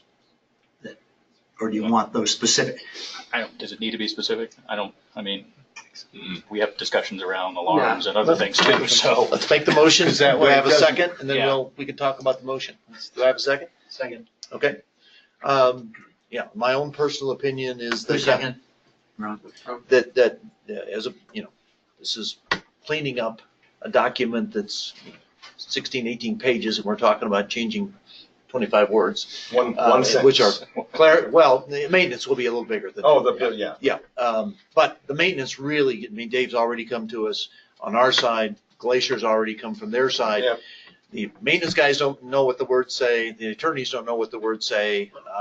We haven't looked at it that much. Well, Yeah. you and I talked I about haven't it one talked to time. David all about it. No, I know, but you and I have talked about it. And so I don't think these are, I think these are in the best interest of both parties. I don't think we're changing the substance. So on that basis, I would suggest that we leave it a little bit open-ended. Now, you've left it, as you said, you'll give it to the authority to the board. So you're intending to come back to the board for some sign off? Well, we're going to have, I think the board needs to review any of the changes that we make. Okay. And, The board could authorize our lead negotiator to fix those two issues, if you would choose to take that approach. The board would not normally authorize itself. The board, Okay. the board would normally authorize someone to. Do we even know who our lead negotiator is? I mean, the board. It's could- getting awfully wordy. The president. The board could authorize the board Current president, president. whoever You should make one. whoever that may be, Yes. to enter into negotiation and then bring back the results to the board for further review. Okay, you just write that down. Yeah. Something like that. So we are at the board to other, okay. Yeah. All right, so now we actually have a motion and we have a second. We're starting some discussion. And now, Gary, you were trying to get in a comment a minute ago. Now that we actually have a legal basis for having a Now that we have discussion. something to Well, comment don't on. you Yeah. wanna open it- You want to finish with the board before you open it up? Well, okay, I can do that, yeah. Gary's technically not on the board. Right. Is there any other comment from the board? Technically or otherwise. I know. Any other comment? Kathy? No? Okay, we have a motion, we have a second, so we have them open up to both the floor and Gary, but I'm going to do the Gary first if we can. Yeah, I was the one who brought it up during the negotiations, and the reason was not. So you're talking alcohol at this point. Alcohol, yes. The reason was not to enable Yellow Carrot to serve down there. I knew that couldn't happen. It was a question of having another competing interest where a prospective customer could say, I could go to the Yellow Carrot or I could go sit by the pool and I can still get something to eat and drink. That was the whole idea behind it, not to have another competing interest with the Yellow Carrot. Now, I understand it's their property and they have a liquor license that allows that, but we have a contract that says they can't. And I think if we're going to give it up, get something in return. Fair enough. Fair enough. Yep. Yeah. Fair enough, Gary. Good strategy. Yep. Jerry? We'll get back. Yes. So I would urge the board to solicit comments from owners on this issue. Well, I think there's absolutely no problem with people drinking responsibly and not breaking glass containers at the pool. I do have a bit of a concern that there could be potential abuses of having the alcohol at the pool. I've been to places where there have been pretty outrageous pool parties that were not pleasant for other people. And so I would just urge you to solicit ideas from the owners. Okay, certainly feedback. Okay, Ron? Just a general question. It sort of seems like we're speaking in code. We're talking about a maintenance issue, and I'm totally unaware of a maintenance issue. And then we talked about licensed property. And my recollection is the only licensed property that Glacier has that belongs to us are the locker rooms at Owl. Can you more fully describe the maintenance problem with the locker rooms and bathrooms and sauna and so forth? Okay, yeah, there's two pieces of licensed property. We're licensing property to them, and they're licensing property to us. Where our computer and coffee machine, that's Glacier property, we are licensing that from them. Next to the lobby. Next to the lobby. Okay. And vice versa, the locker rooms and just as you said. So it's a mutual, and the language is mutual. What applies to us applies to them. What may have happened is in the cut paste exercise, we ended up saying we're responsible for the equipment, the maintenance, the repair, and the replacement of certain pieces of infrastructure. And at the same time, it says they're responsible. I just think the language is not clear enough that either side knows who's responsible. And we're now in a real world where something's going to have to be replaced at some point. We need to understand this before we get into actual dollars. Yeah. Great deal more expensive maintaining the locker rooms than a coffee room. Well, right, or HVAC, or, Thank you. I see no further questions. John, you feel pretty comfortable with that motion? You want to read it to us, please? Sure. Let's see, Mr. Gillen made a motion, seconded Mr. McLennan, to authorize the board president to enter into negotiation with Glacier to suggest changes to the fitness center / pool contract and bring recommendations back to the board for its review. Well done. Very good. Happy with the Could second? have said it better myself. Okay, all in favor signify by saying aye. Aye. Aye. Roxy, Roxy, aye. 7-0. Okay, are there any other items of new business from the board? Okay. I've got 11:36. I'm looking at Kathy or Ron. Can either of you do your report in 25 minutes? I Certainly. We can do two up? We Oh, no. can do Maybe. yeah. Well, all right. Short, sweet. Ladies first. Kathy, Absolutely. Thank what you. would you like to do? Thank you. I am reporting in on the survey that was sent out to the member, or to our association with regard to the Yellow Carrot. The purpose of the survey was to go back to this is before my time, the original survey that went out related to having a restaurant on site and owners I should say unanimously, but there was a great deal of feedback that yes, we did want to have a restaurant on site. With that being said, there has been a lot of discussion amongst owners as to dissatisfaction with the restaurant, also satisfaction with the restaurant. So in being fair to the restaurant owner, we felt it appropriate to send out a follow-up survey as to the questions that were entailed. You know, have you been to the Yellow Carrot, et cetera. We had 86 responses. There were a lot of mixed feelings. I have shared the survey results with Sari. There was some very positive feedback on the survey. Some said it was the best restaurant that they had ever been to. They appreciated her talent, etc. And then there was a lot of very negative comments with regard to dissatisfaction. Some of what came out, were folks that don't like red meat. There were folks that felt like they were overcharged for 2 Jack and Diets, or I can't remember, it was a double Jack and Diet, etc. Some others with regard to food selections for kids, which I can completely agree with, because I've been in the Yellow Carrot when there's been children there, and they're crying and their heads are down because there really isn't anything for them and or to keep them entertained. We did have. Again, a lot of folks said that they continued their patronage because of the convenience. There was 72% that stated that they went to the Yellow Carrot because it was very convenient for them.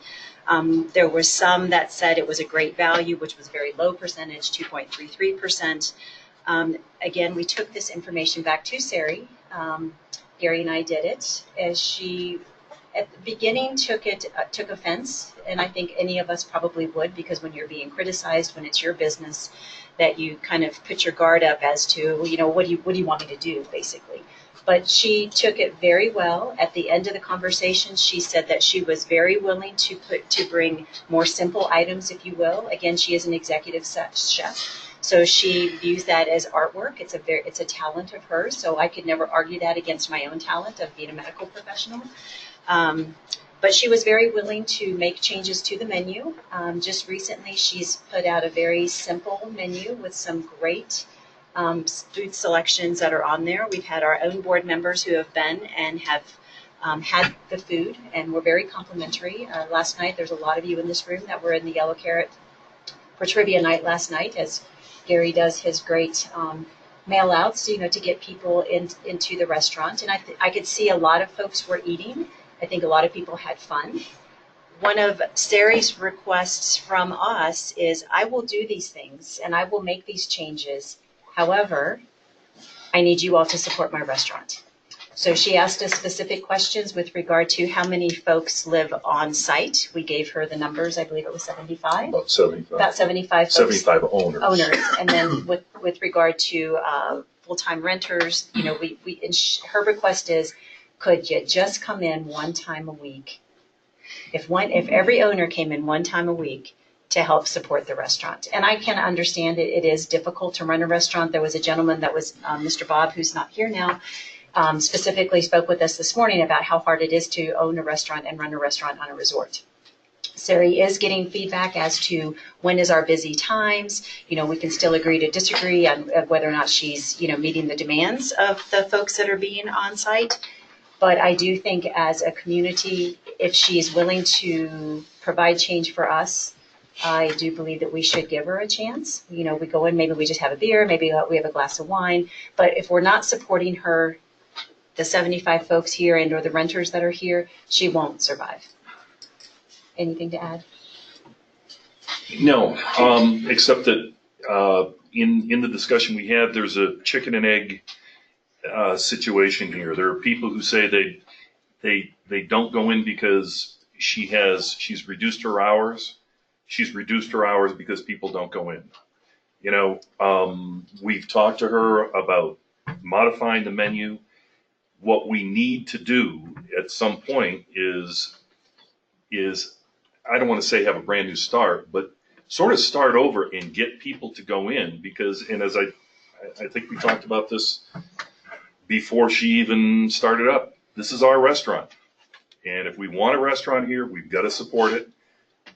If we're going to support it, she has to do certain things and she's willing to do that. I just want to try to get more people to go in.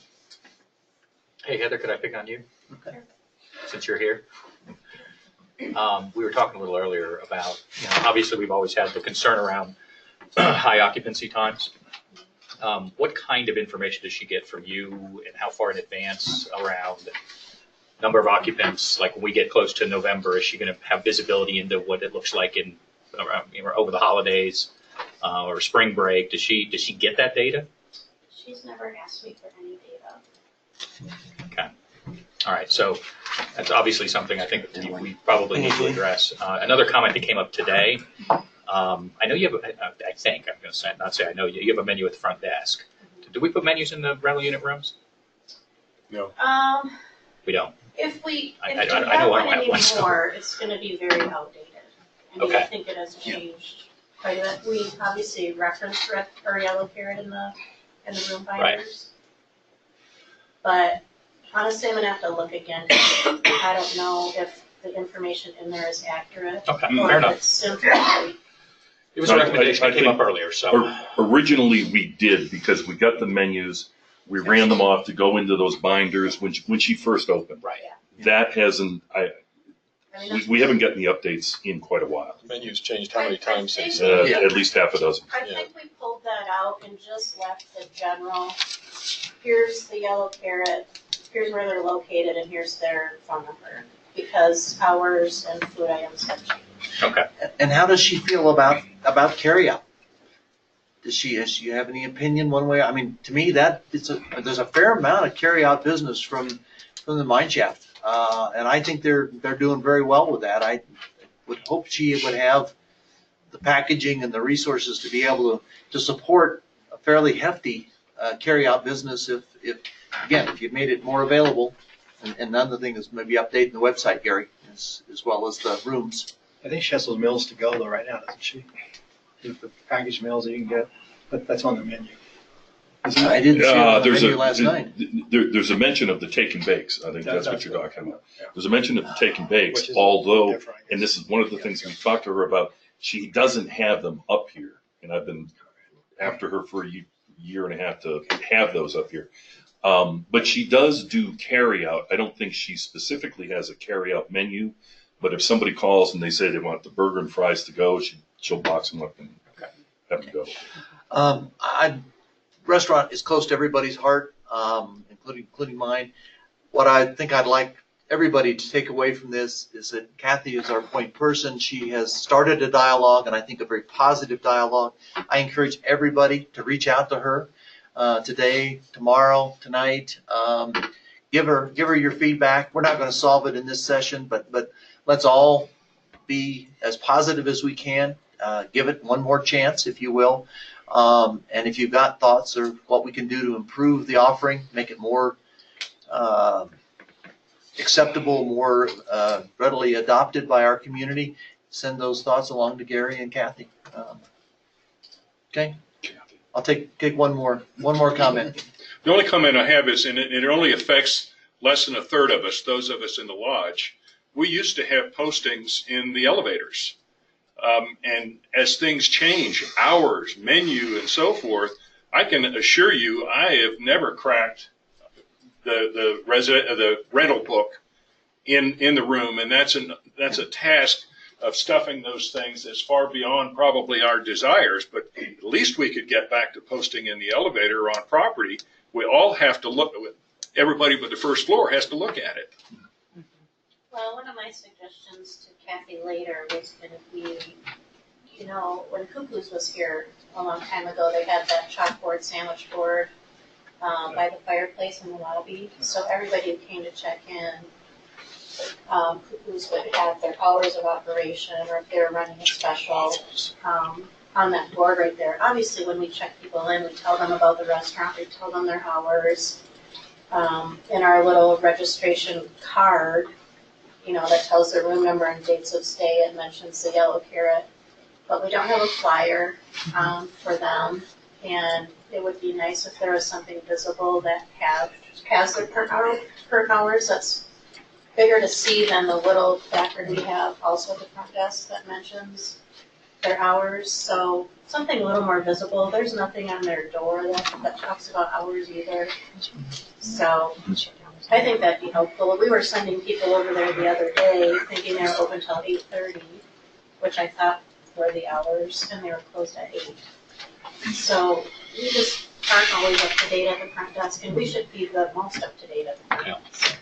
I had to go last year after the board meeting, and we weren't sure if it was okay. And then they'll have to get the lunch. Okay, thank you, Kathy. Thank you. Ron, you want to lead us through a few comments on Sure. rules and regs? It's been a quiet month overall, but we still have an ongoing problem with dogs. Either dogs that are not leashed, running loose, or dogs that are leashed and doing their personal business, or unleashed and doing personal business as well. And then people not cleaning up after their dogs. So again, we ask you to take an extra minute, put the leash on the dog, make sure you clean up after the dog, and it sure helps keep the area looking nice and avoids a lot of conflict later on. We had a couple complaints on noises. This is always a difficult topic because maybe what I hear is different from what someone else would hear. We have units that have connecting doors. We have people out in the hallway talking. We have people in common areas talking quite loudly, sometimes late at night. So again, we remind everybody that, especially when you're in the hallway, it's like talking on a microphone. Everyone can hear the conversation. So we can use some common sense and good judgment there. That will help as well. We mentioned at our last meeting the code of conduct draft that we're still working on. The code of conduct draft that we've got basically is just a reminder for all of us as we interact with people to be respectful of people, hopefully communicate, in a civil tone, and hopefully, even if we have a disagreement or we're discussing something that we don't agree on, that we can do so in a professional manner. This is not a rule, so to speak, simply something that we would aspire to be, like a mission statement that many organizations have. So we're still looking at code of conduct. There's some review going on by legal right now to make sure that what we're trying to do makes sense. But the thought was to go ahead and post this in public areas, put this with our packets for renters, tenants, contractors, whatever, and really try to promote some goodwill as we interact with people, which all of us do certainly on a day-to-day basis here. And Is there currently a draft of the rules, of the code of conduct out on the website? No. Okay. Maybe we should put up with a preliminary, because this is something the board might very well entertain at the next meeting. So what we post. Ken, do we have an idea where we're at with your review?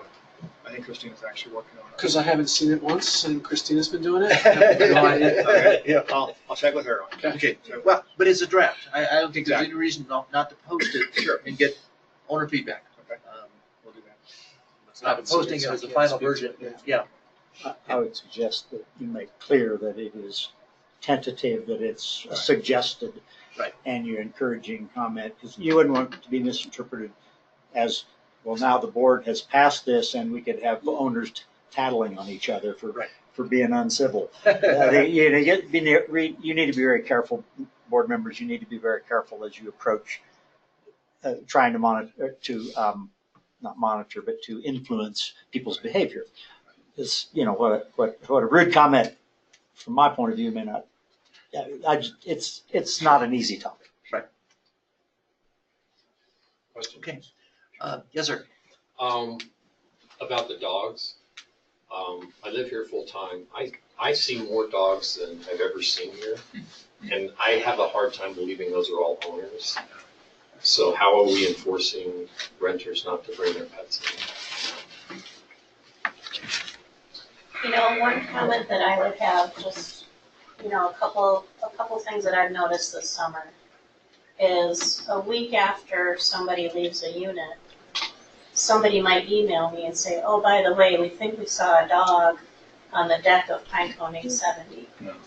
Well, a week after it's happened doesn't do anybody any good. So if things aren't being recorded as you're seeing it, there's no way for us to. Are you asking when people check in if they have dogs or not? No. When they lie. Well, and I can tell you that out of the violations that we have, obviously when we have someone that calls, or we've got people taking pictures now, whatever, that will verify obviously who the dog belongs to.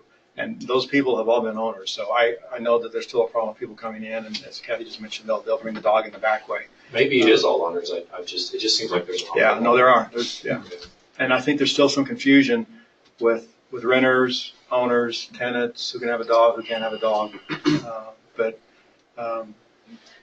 without going into a lot of detail, we've even had some people bringing very small dogs in, purses and gym bags and things like that, and coming in. So they're there. But yeah, I think as Heather mentioned, if you can report it to us when you see it. And again, it's best not to deal with the person directly. Call the front desk. Well, that was my question: is how do we go about that without causing a stir? Because we want to avoid having conflict with. Goes back to that code of conduct. We want to have good relations with everybody. Get the dog out. Yeah, just to further that anecdotally, and this is not data, but just my own observation. Much as I love what's going on with the wedding program, I see what I think on weekends is an increase, and I think it may be people that are coming up here for 2 or 3 days, bringing their dog while they're coming up to the wedding, because I see them very, very short time and then they're gone. I agree. Most of what we've been able to observe is repeat offenders, and those tend to be owners, and there have been consequences for those owners. So we are trying to administer those the owners that we find that are in violation. Well, owners can have dogs. Not off leash. Oh, not off leash. Yeah, Oh, okay. yeah. The consequences for absolutely they can have pets. Gotcha. Yeah. And to further that, I mean, I've already had a discussion, for example, with Carmen. When you're booking a wedding way up at the beginning, before Heather even hears those folks, we have rules on this property. If you're going to have a wedding here, there's going to be certain noise levels that we encourage. There's certain hours that we encourage. We don't want all-night parties out on decks. We've had a little bit, so I mean, just weddings tend to be exuberant times, and I don't want to be a Danny Downer here, but they do have to have some, and she's been responsive to that. She's had her own share of challenges. So we're collecting data, and we're observing some of the same things you see. And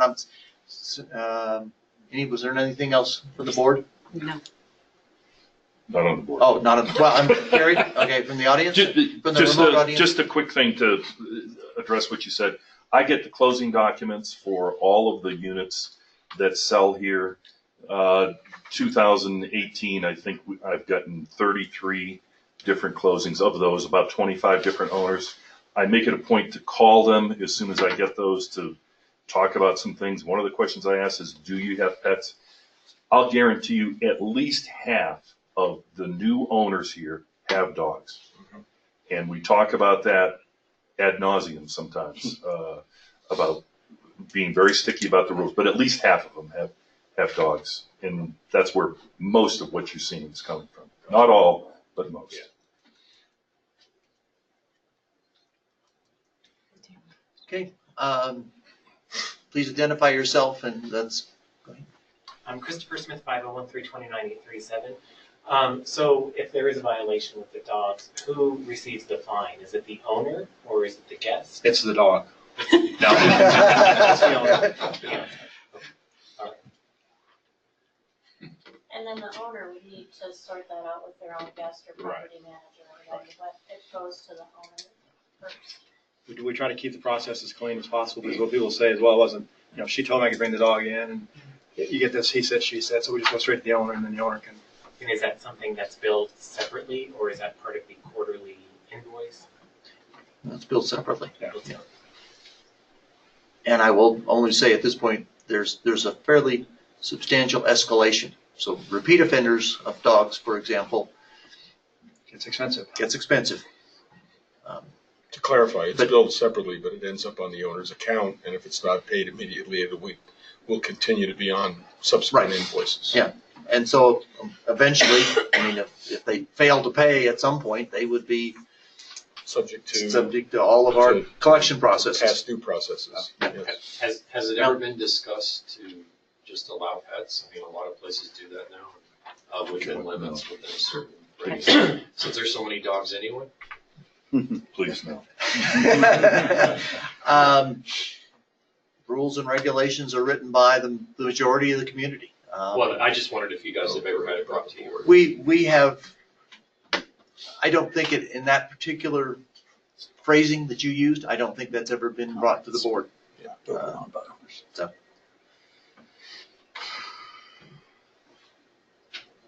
Yeah, it's not like having an individual home. No matter what you say or what you do, your pet is part of your neighbor's life in some way or another. We have to be mindful of that. I guess my point was if most of the owners here have dogs anyway, there's dogs in a lot of these units anyhow, so. Right. That's it. Okay. Did you want to talk about cameras at all? Oh, I'm sorry. Yes, thank you. Yes. One of the other areas that we're looking at right now, modifying or making some draft modifications. Again, let's go back to the community, but there's been some confusion on the use of cameras in our individual units. For security purposes. Correct. Well, we hope so, but that's, we think so. That's all we're talking about. That's all we're talking about. We're not covering anything else. But as with everything else that we have, common property also affects what people are watching. So one of the issues is if I have, well, we'll go to a lodge first off. I don't think we want to see in the hallway a bunch of cameras in front of each lodge door monitoring people coming and going. For the off-site units, you possibly could mount a camera on the outside of the door, but again, what are you watching? And then if you're looking at the doorway itself or looking down from the doorway out to the public area, we start getting into concerns and other details with common areas. So we're looking at this right now. The board has some input into several drafts that we're working on, and we'll continue to get feedback and then send that out at some point. But if you have cameras or you thought about putting cameras in and have some feedback or some ideas on that, keep those in mind, because we will be looking for that information. There's also been some confusion. If you have a rental property, could you have cameras, security cameras in those properties? And the answer to that is no. You can't be watching people and taping people and things like that without getting their permission first off, and then that can be revoked, and so it just gets really, really complicated. So we'll work on that, looking at that, and then we've had several people ask also, could we just do a generic camera for Tamron? Could we have, Tamron have a camera set up, and then here's what the temperature is, and here are the weather conditions. So we're looking at that as well. So there's some options out there, but be thinking about this as well, and if you've got some thoughts or whatever, hold on to those, because we'll be looking for that information as well. Yeah, I guess I would summarize it, because there's not an easy answer here, and there may be as many opinions as there are owners. But we have a right to privacy. We have a right to our own security as well. And as an association, we don't want to be in the position of depriving somebody of their security or their privacy. But there's not a clear area where one starts and the other stops. So we're really looking for owner feedback. Okay. Ron? Help me, but I recollect that this board has set precedents and very clear precedents in the past regarding cameras mounted on common property, i.e. outside of our doors. You demanded that one owner remove it, and the reason was that it was mounted on common property and had not been pre-approved, and you did not want a plethora of cameras growing, so you set precedent at that point, no outside cameras, and we're revisiting the issue now? Well, we said they had a camera that was mounted outside. That's exactly what Ron was that's mentioning. That's what we had them remove. Yeah. Now we've got folks cameras have got a lot cheaper, so we have more people asking about using them for security purposes. Well, I thought that's what that one was for. Well, in that particular case, he had 3. One of them happened to be facing outwards, and he was taking pictures of bears and critters and whatnot. We're in the process of discussing what is appropriate. Should it be in the unit? Should it not be in the? I mean, can it be in the unit only? Well, it can't be out without a vote of the homeowners, I don't think, can it? We never put a policy in place, is the easy answer, Ron. No, there wasn't a policy, but certainly set a precedent. Yeah, we did. But I don't think we made him remove the cameras that were facing his door at that point. No. Because they were just facing inside of his unit at that point. He had one that was on the outside wall that was facing to the exterior. We made him remove that one. So that particular owner was not allowed to have any cameras mounted outside of his unit, regardless of which way they were pointed. Pointing right down at his door. There's still 2 cameras there, and they're both facing outward. Well, then that's changed. They weren't at the time. They were facing. I don't think they are. At least one of them is not. One of them is faced toward the front door. And that's one of the challenges I we don't know have. where the other one because is. Cameras Side are, of the building. cameras are Shouldn't be very, one on the side of the building. That was the one they took That's down. when we had him It's removed. been there forever. It's been there, Mistaken. unless he's taken it off in the last 2 weeks. Okay. I mean, I think we're opening Pandora's box because of the new equipment available. The Ring, right. little simple box that you mount. Well, we haven't proposed anything at this point. We're looking for owner feedback. That's why we're bringing it up in an open forum. At this point, I don't know, we might have a draft we could publish, We have a draft. put out on the website for owner comment, but we're not proposing any action, only that, it's a very difficult subject. I mean, it's, And you nailed it. They didn't even have rings when we went through that last issue. Now we have those silly things. It's a real And that's privacy actually- issue if it's on common element. And some of the cameras that people had mounted inside looking at the door goes through a window. That you and can't then- stop. And then you can see outside. Well, but that's a common area, so. It's looking to a common area, but if it's mounted inside, I don't think you can legislate that. I could be wrong. It's property owner rights. And we'll look for your feedback as well. So we got some ideas on it. Okay. So, just for order of cleanly getting things moved, John, you want to real quickly run through the agenda? Oh, Can you okay. do that real quickly, and then we'll Yeah. adjourn? Just, Well, some may not come back after lunch. So, You're talking about the schedule for schedule the end of the the rest of meeting, the yeah. week? Yep. This evening, there's an owner reception, I believe it's 6 o'clock, is it not? 6:30. 6:30, you're all invited. And then tomorrow, as you know, the annual owner meeting occurs down in, is it Prospector? Hall. Prospector Hall in the Valley Club, and that's at 10 o'clock. And that is, of course, their reports, et cetera. But the big event, of course, is the board election. We have 3 positions being voted on with 4 candidates, and so that, I believe that, again, at 10. That meeting usually doesn't last terribly long, and one of the best parts of that day is that at about noon, you can go get hot dogs and beer from the Wells Group in the parking lot right here. You'll have coffee and snacks beforehand? There will be coffee service before the owners' meeting will have coffee, pastry. So you can come an hour, 45 minutes early and sip some coffee.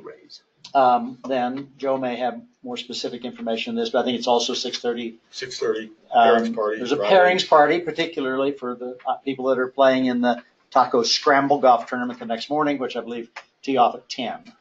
Correct. Did I leave anything out? Do we have to send out an email blast to everybody in the tournament about the discrepancy between 10 and 11 o'clock? I think I clarified it. Okay. I think so. The only place I found 11 o'clock was, and Larry's the one that pointed it out, was on the, And you paid attention? Somebody's got to pay attention to him. Are you still able to give ballots tomorrow? Yeah. at the meeting? Yeah, Still- if you- okay. absolutely. If you have not voted by mail, there'll be a call in the meeting. There'll be a call for anybody who has not voted to submit their ballots right now. There'll actually be an opportunity to nominate candidates from the floor. That you could nominate. There could be a nomination from the floor. And by the way, we just FYI, we do have a quorum for the meeting. It has been achieved through the mail-in ballots and whoever shows up. But we will have exceeded the 133 owners participating, votes participating, so to speak. So that. Don't let that be any disincentive. We want everybody to vote. Okay, any questions about the agenda for the rest of the week, Friday and Saturday? Okay, we are adjourned and we'll be back. Let's make it 1:15, okay?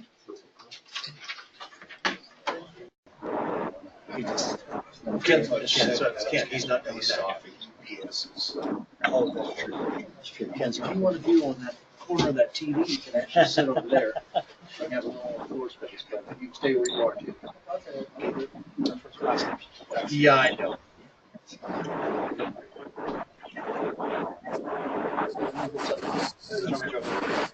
Yeah.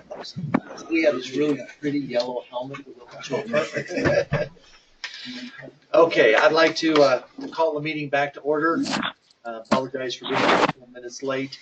The board did meet in executive session.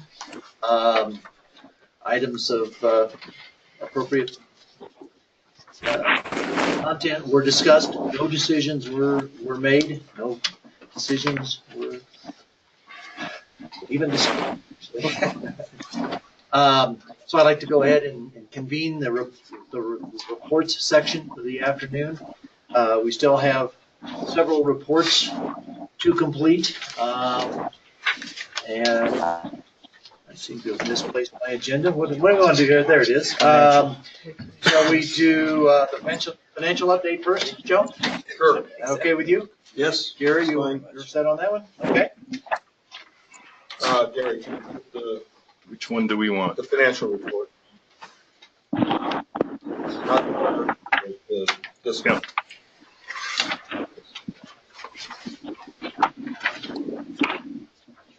I don't know why it does.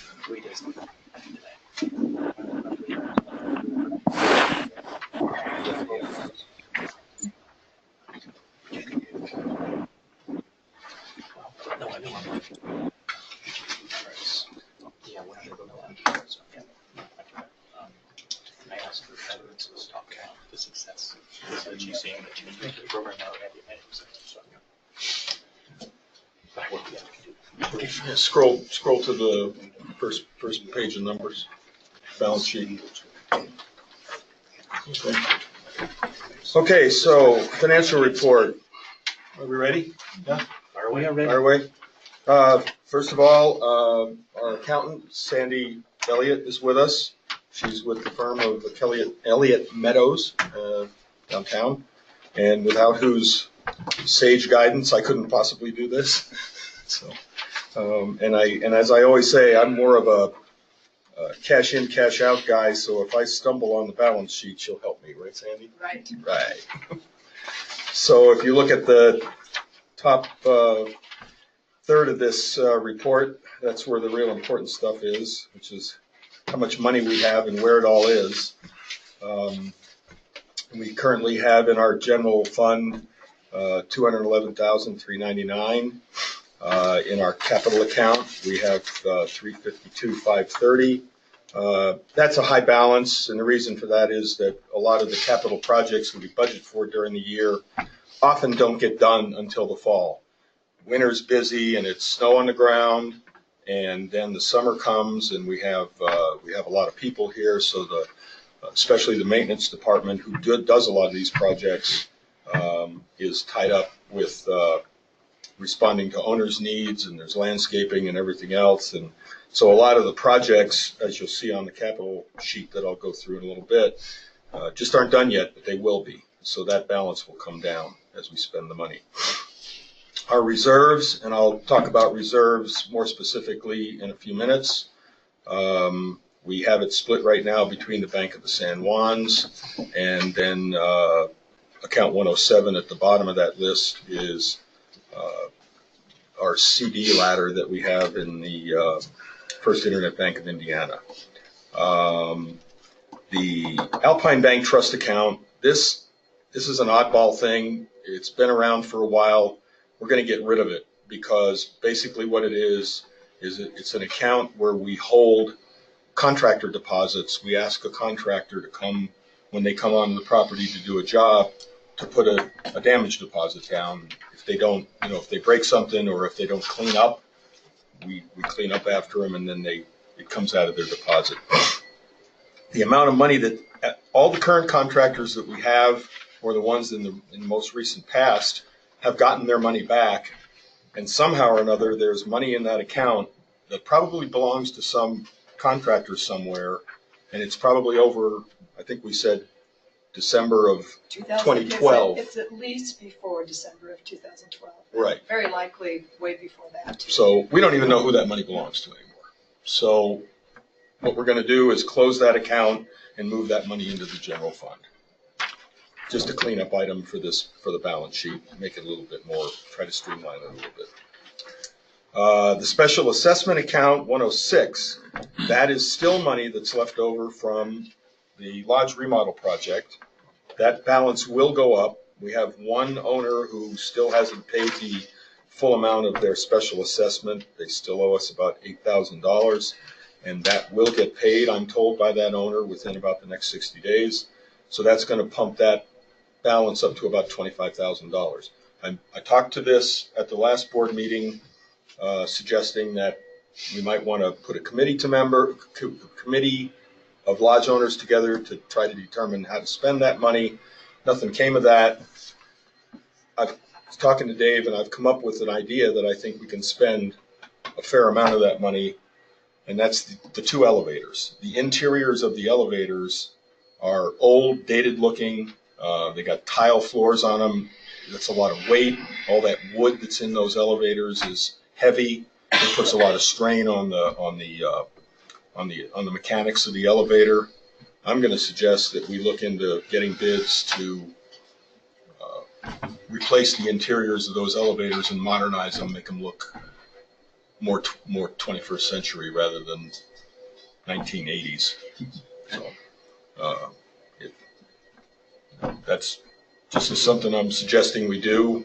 I'm obviously not the one single decision maker, so I'd like that to be considered as a way to spend the rest of that money, or at least a big part of it. Yeah, and to your point, we did, there was an e-blast that went out after the last minute to all owners, after the last meeting, to all owners, advising them that we had some money and that we were looking for ideas and suggestions. Chris and Alan were, I think, the only ones that responded from the lodge with some ideas, and I don't think I ever saw them, but maybe I did, and just don't remember. Getting old, Well, I'll dig them back out and send them to you again. Okay. But yeah, absolutely. I they had some suggestions, but nobody volunteered to serve on the committee. So we'll have to decide maybe. Right. Well, I was just going to ask you. I would like to have their suggestions. If they could email them directly to me, if they still have it, that'd be fine. Do you remember what they were?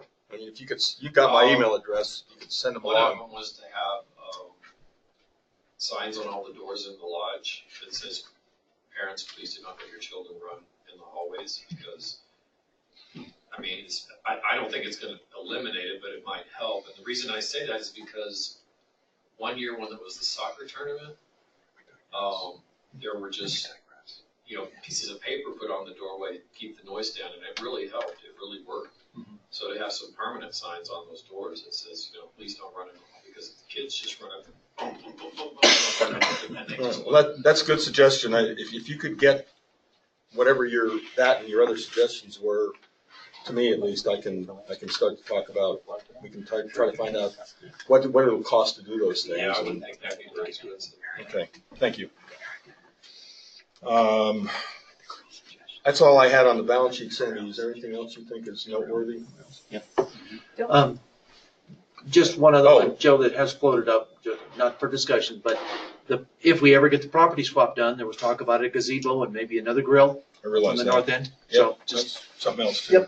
Yep. Just, I think whatever we do on that property is going to be, while it is adjacent to the lodge, it's going to be more something that everybody can use. You know, if you made, especially if you put a gazebo up there, landscape it, make it a party area where, you know, we don't have such an area at other parts of the property.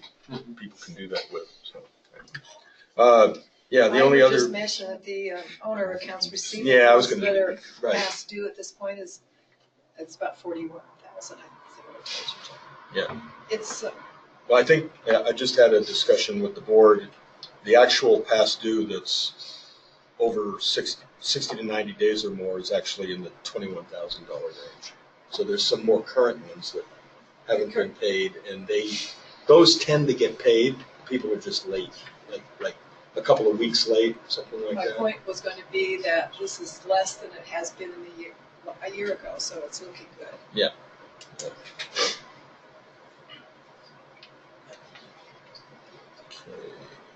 Next page is on the income statements, operating. First item I want to make a note of is account 404. We had some late accounting for for maintenance tickets that's gotten caught up. And that number now is the 45,663 that you can see there is 685, I guess. Yeah, okay, I crossed it out. I couldn't tell what the number was. It's now in the neighborhood of $69,700, which is more in line with the year-to-date budget and on track to meet the annual budget. So those are tickets that are going to be billed right now. Yeah. It's actually just over 70,000 now. Is it over 70? You finished August? Not yet. Yeah, but it's getting. Does Elisa have those? Not yet. I just have to finish August. I'm hoping to do that tomorrow after the meeting.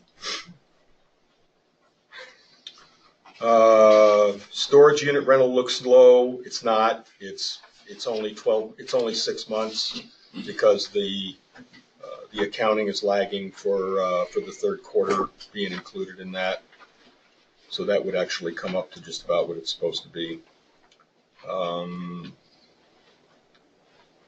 Service and collection fees, 416. We've had a lot of, we're just talking about past due accounts. When people get past due, they suffer late fees and interest charges, and there's been quite a bit of that, and people have sucked it up and paid it. So it's more money in the coffers there.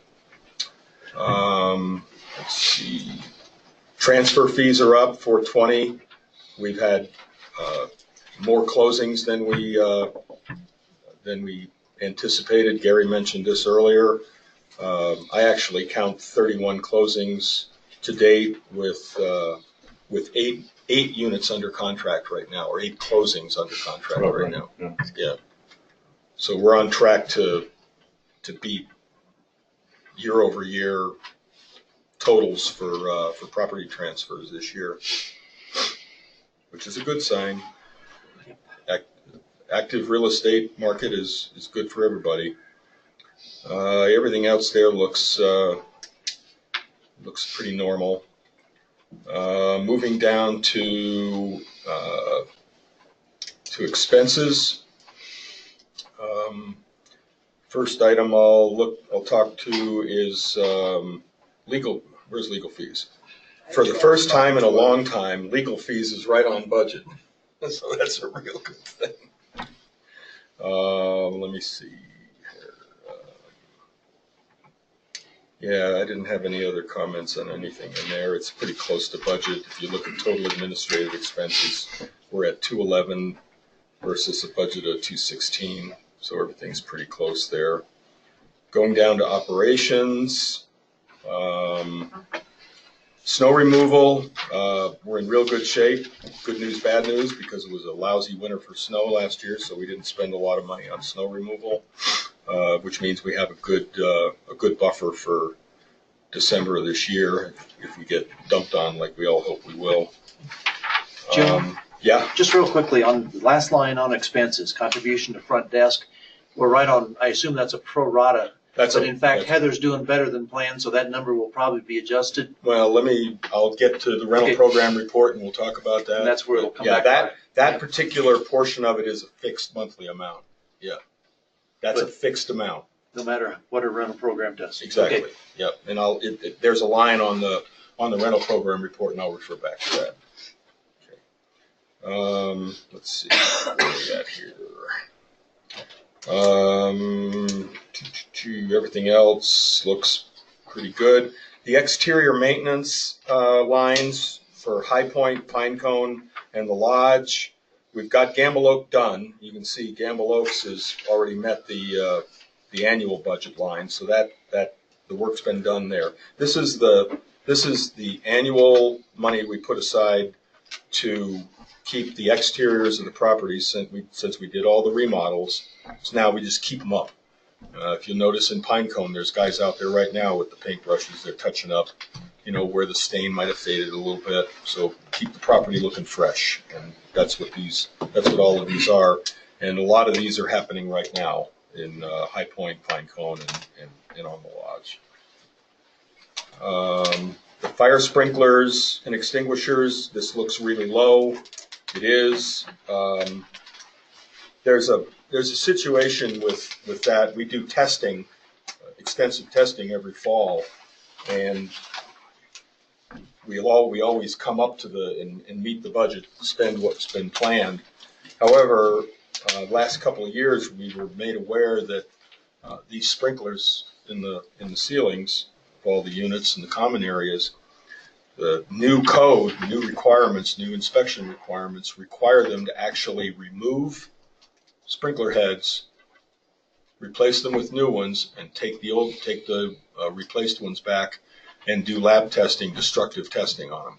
They haven't started that yet, and we don't know how many they'll have to do, whether it's 10%, 5%, whatever, but it's going to be expensive. And that's what we budgeted for the last 2 years, and so far they haven't started doing it yet. But we've been kind of warned by the fire department that it's coming. So we don't even know when they get here and start doing it this year. We won't know until it happens. What did you base the estimate on for the budget? Dave came up with the estimate. I don't remember what the actual number was. We should all know that. We budgeted for 36. I don't remember it either. I don't remember. But, if they want to do a lot of them, a high percentage, it's. I'd rather have money there just to be safe. Yeah, I'm just curious what we used. Yeah. Count 644, parts charged to owners. I always have a difficulty explaining this. It's not that hard, but it's money that we use when we buy inventory or parts, equipment, air conditioning units that are eventually going to be put into an owner's unit, and then the owners build for them. So it eventually offsets line 12, 612, building maintenance. It's really kind of a pain, and it's another cleanup item. I think we're going to eliminate this account, and because Dave says that the way they're buying inventory and parts now, this number is always going to look low, and it just makes more sense if we just account for it in 512 right from the start. And it'll make 612. And so we're going to look at taking that account out of here. It's really it doesn't mean much.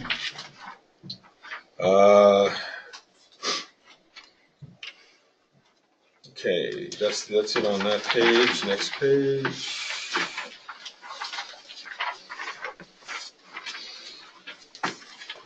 Fogged windows. This is one of the many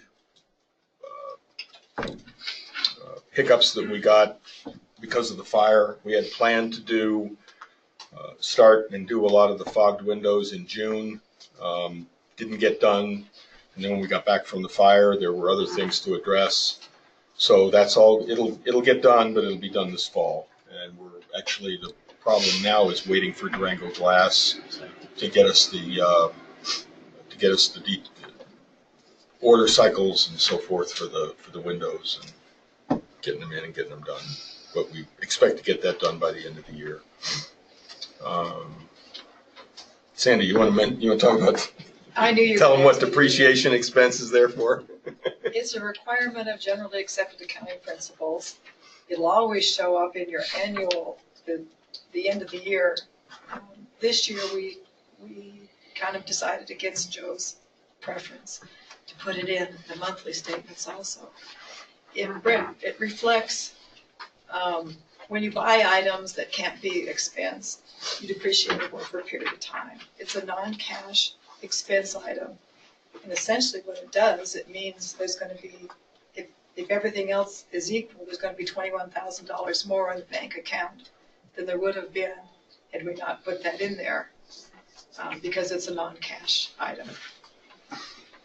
Don't worry about it, Joe. I know. It's just, it's one of those things that I'd eliminate if I had my way, but I don't want to fly in the face of generally accepted accounting principles. According to Joe. That's right. Nobody wants to do that. Yeah, nobody wants to do that. Those are not generally accepted, I must say. Those are just accounting principles according to Joe. So, next line down, so we will, if you look at the bottom line on the total operations, it looks light, but there's some things, as you saw in the, there's some things that are being done this fall that are going to catch that up, and we'll probably be pretty close to budget year end. Salaries, personnel expenses, salaries and benefits. We've been a little bit light on salaries throughout this year, and I've talked about it before. We're one person short.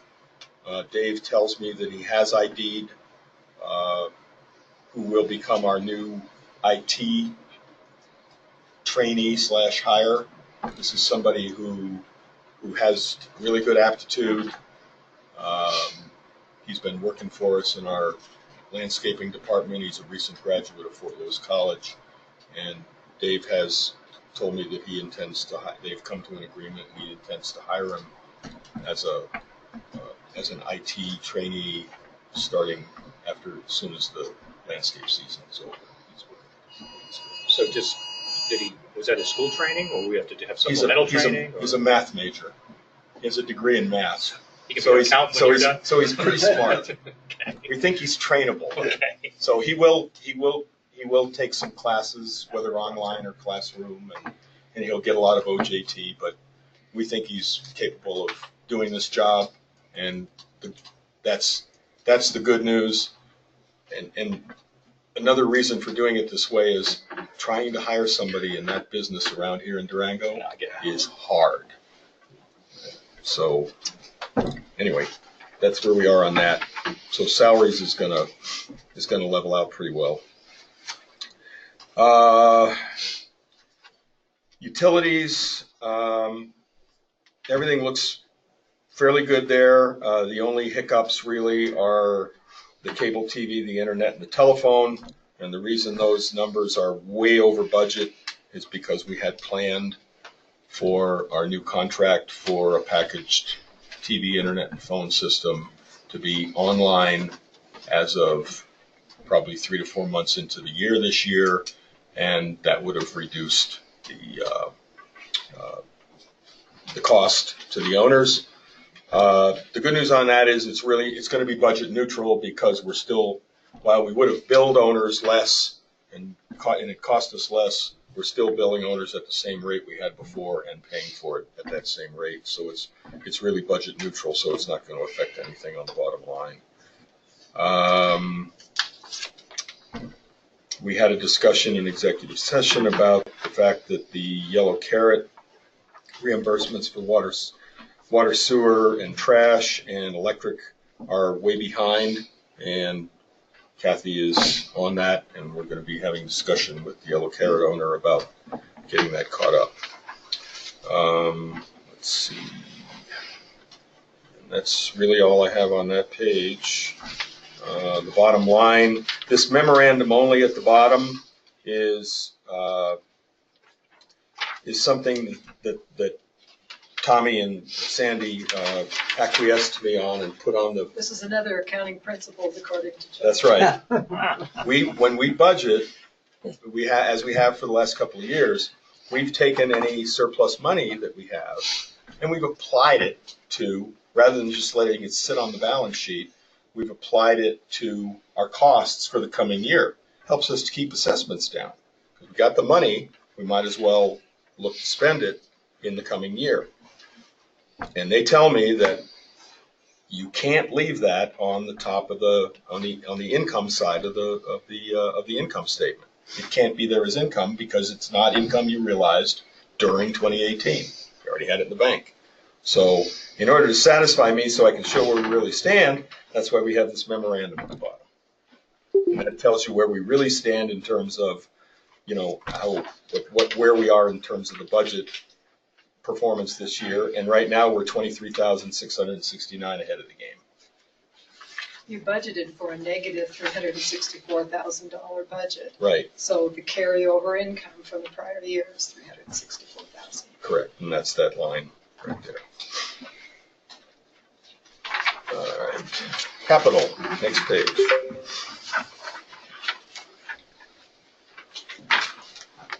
So the income side of the capital is simply a transfer from operating to capital to cover the capital expenses, and it's just a portion of the assessment fees. If you add up the assessment fees on this line and the assessment fees on the operating side, the top line, that would total up to the total amount of assessment fees we bill to owners over the course of the year. Mailboxes, Gamble Oak is the only, we've got the property-wide program to make sure every owner, every unit has a mailbox. Gamble Oak is the only complex that isn't finished yet, and that work will be done this fall, and will be mailboxes full when that happens. Let's see. Lodge landscaping, 837.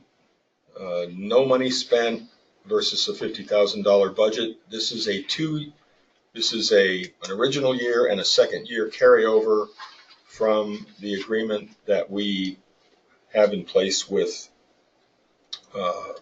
Glacier, the membership and the transfer of the termination of the lease, the pool and fitness facility, so they could take it over. Part of that agreement is landscaping to beautify 4 areas in our 2 of the islands at the south end of our parking lot, the little peninsula where the monument sign is that says Lodge this way, and then the whole area across on the hillside across the parking lot. That money is all allocated to upgrade and beautify those areas. The fire probably got in the way of getting this done this year. We may yet do something with it pending getting designs and agreements with Glacier because they have a say in the situation. If we don't, we'll be probably just carrying that over to next year on the budget for next year. The 842, the Central Tower elevator upgrade, we paid the deposit, half deposit on that, and as Dave indicated, the project will get, we hope the project will get done this fall. Still planning on that. 843, telephone and internet project. This was money that we allocated as part of our cost for the installation of the internet, phone, and TV systems. Costs we were going to incur in that, running electrical circuits and so forth, which we haven't done yet because nothing's happened yet. So based on where we go with telephone, internet, that's probably going to be a whole different scenario next year, as I'll talk about shortly. Parking lot resurface, Gamble Oak. We As Dave again said, we did part of the work in the spring, and we'll get the rest of it done here in the fall when they do the seal coating. So that money will get spent. Front deck railings in Gamble Oak, those are being worked on now. And then Dave also mentioned the PTAC grills in Gamble Oak, and I don't know whether he mentioned the security camera monitor upgrade, but we're planning on doing that as well. So that what looks to be a big surplus at the bottom line on this one is going to get eaten up by all the projects that aren't done yet, so that'll come down as year ends and could get come closer, much closer to the budget. This is just a snapshot of where we sit with permanent reserves allocations. The next page, there, yeah. We've accumulated $2,866.91 in interest on our CD ladder at First Internet Bank this year. I think one of the things we endeavored to do by taking money out of a money market fund in a local bank and getting it into this was increasing the interest income, and we've accomplished that. And interest rates are higher. And they're going, and I'm going to talk about that too. Unexpected revenue, this $3,000 was the sale of some of the fitness equipment that we had in the old fitness center that belonged to us, that we pulled out of there before Glacier started doing the renovations.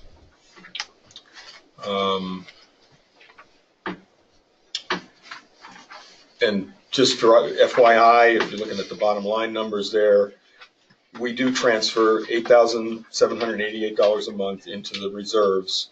That would bring us up to the planned contribution after 12 months of $105,461. So that's how that's handled. Rental program.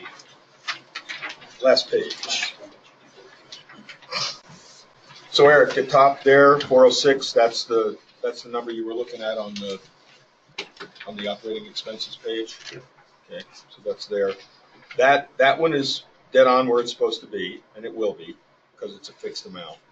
460 is all of the admin fees. These are the $8 a night rental fee that's charged by the front desk for every night's rental that goes towards the funding of funding for the rental program front desk. This number is well above budget because we've had more occupancy, and it's been a good year. It's been a good summer in spite of the fact that the winter was pretty lean. So that part of it at least is looking good. 472, 473 are the fixed amounts paid in support of the front desk by long-term renter admin fees and rental units. Every rental unit, short-term rental unit, pays $30 a month on their association invoice, and every long-term rental pays $45 a month. Those numbers are down significantly, and the reason they're down significantly, at least in part, is because, as it was talked about before, as units are being sold, and they were rental units before, the new owners are choosing to use it themselves. We've gone from what we budgeted for last year was 120 short-term rentals and 35 long-term rentals. We're down to 106 and 26 respectively now. So that's a trend, and don't know if it's going to continue, but it's right now we have right about where I think people used to quote that that half of the Tamarron units were rentals. Now it's about a third. Yeah, last year was about 130, 140, something like that. Yeah. Our community For STRs, it was 130, 140. So, okay, on expenses, the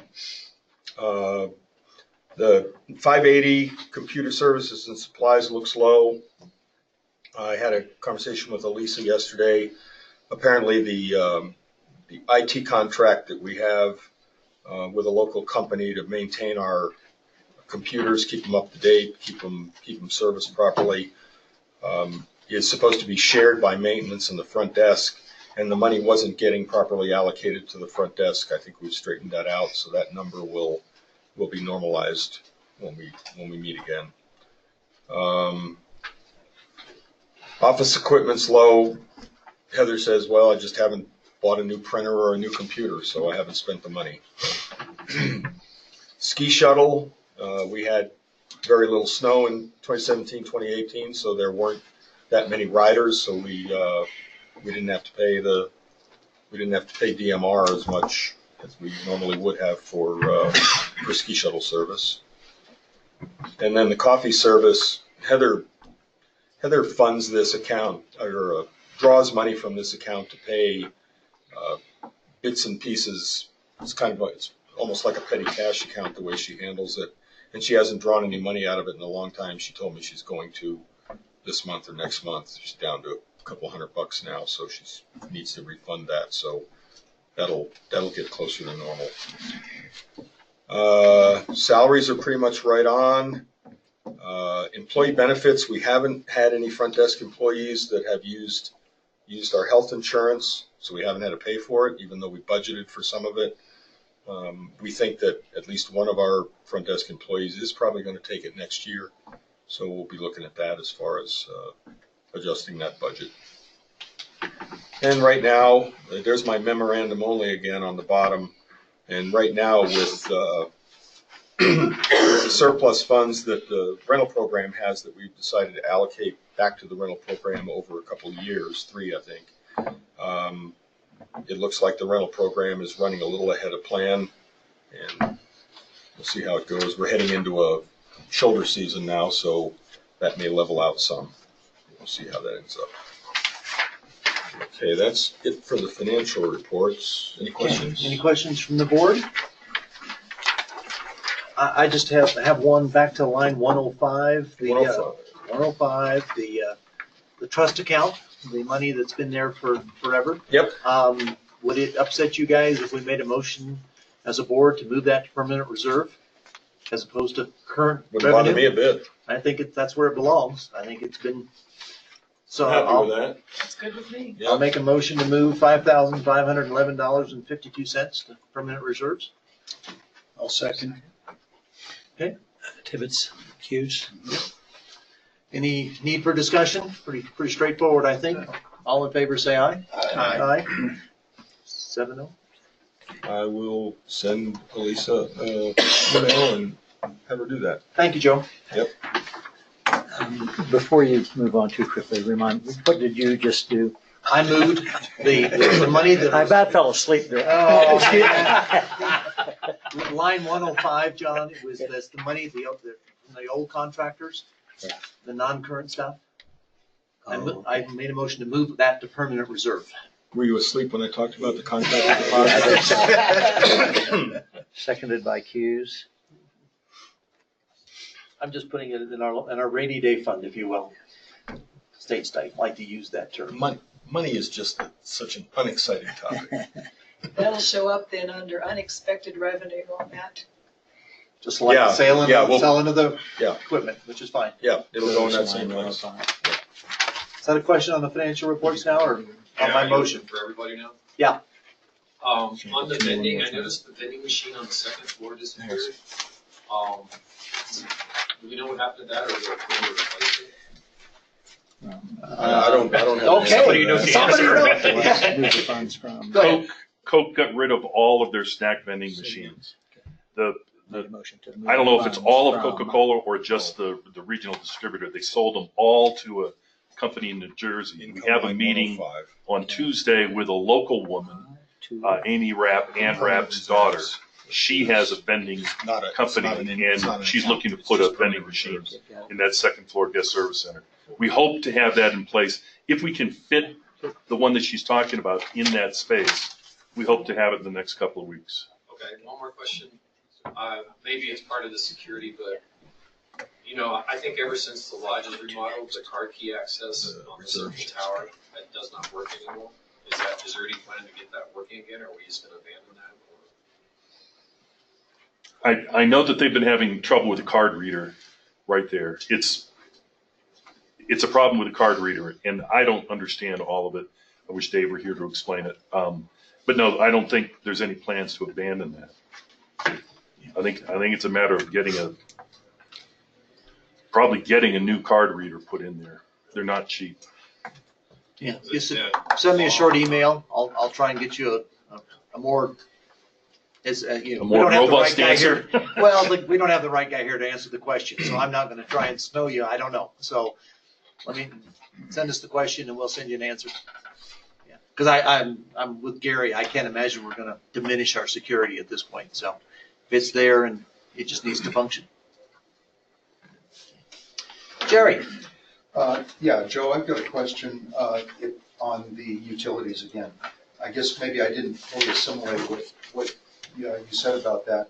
The cable TV, the internet service, and the telephone. Yeah. If we look at year-to-date expenses, they appear to be at or above what the total year's budget is for those. Right. You said it was cost neutral. Can you explain that maybe a little bit better? I didn't understand. Well, we budgeted, the budget was budgeted for X number of months at this price that we get from Glacier, and X number of months at the lower price that we get from Groove, that we were going to get from Groove, right?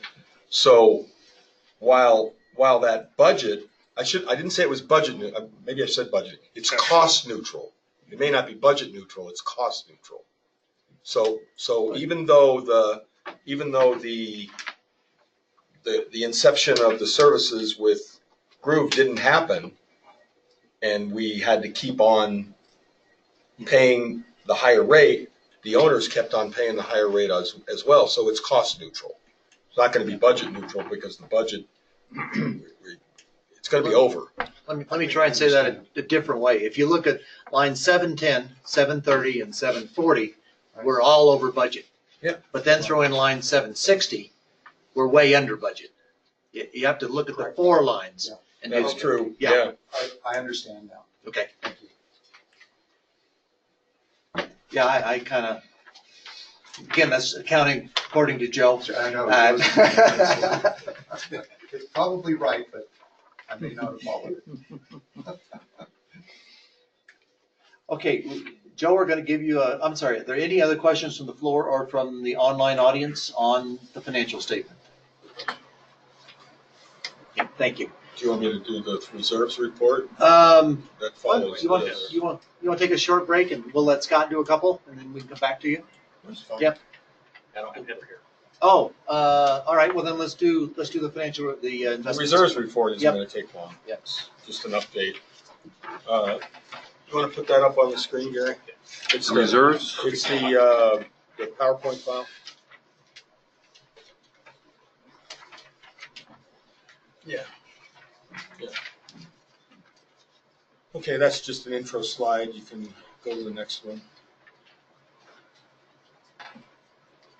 Okay, so as of August 31st, 2018, our total reserves are $743,563. The money we have in the local Bank of the San Juans is $540,119.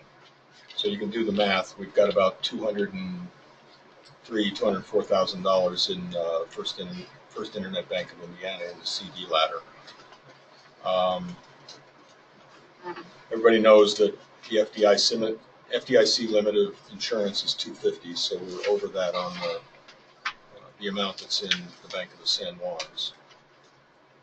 And as has been reported previously, our governing documents authorize us to invest reserve funds, which we're in the process of doing.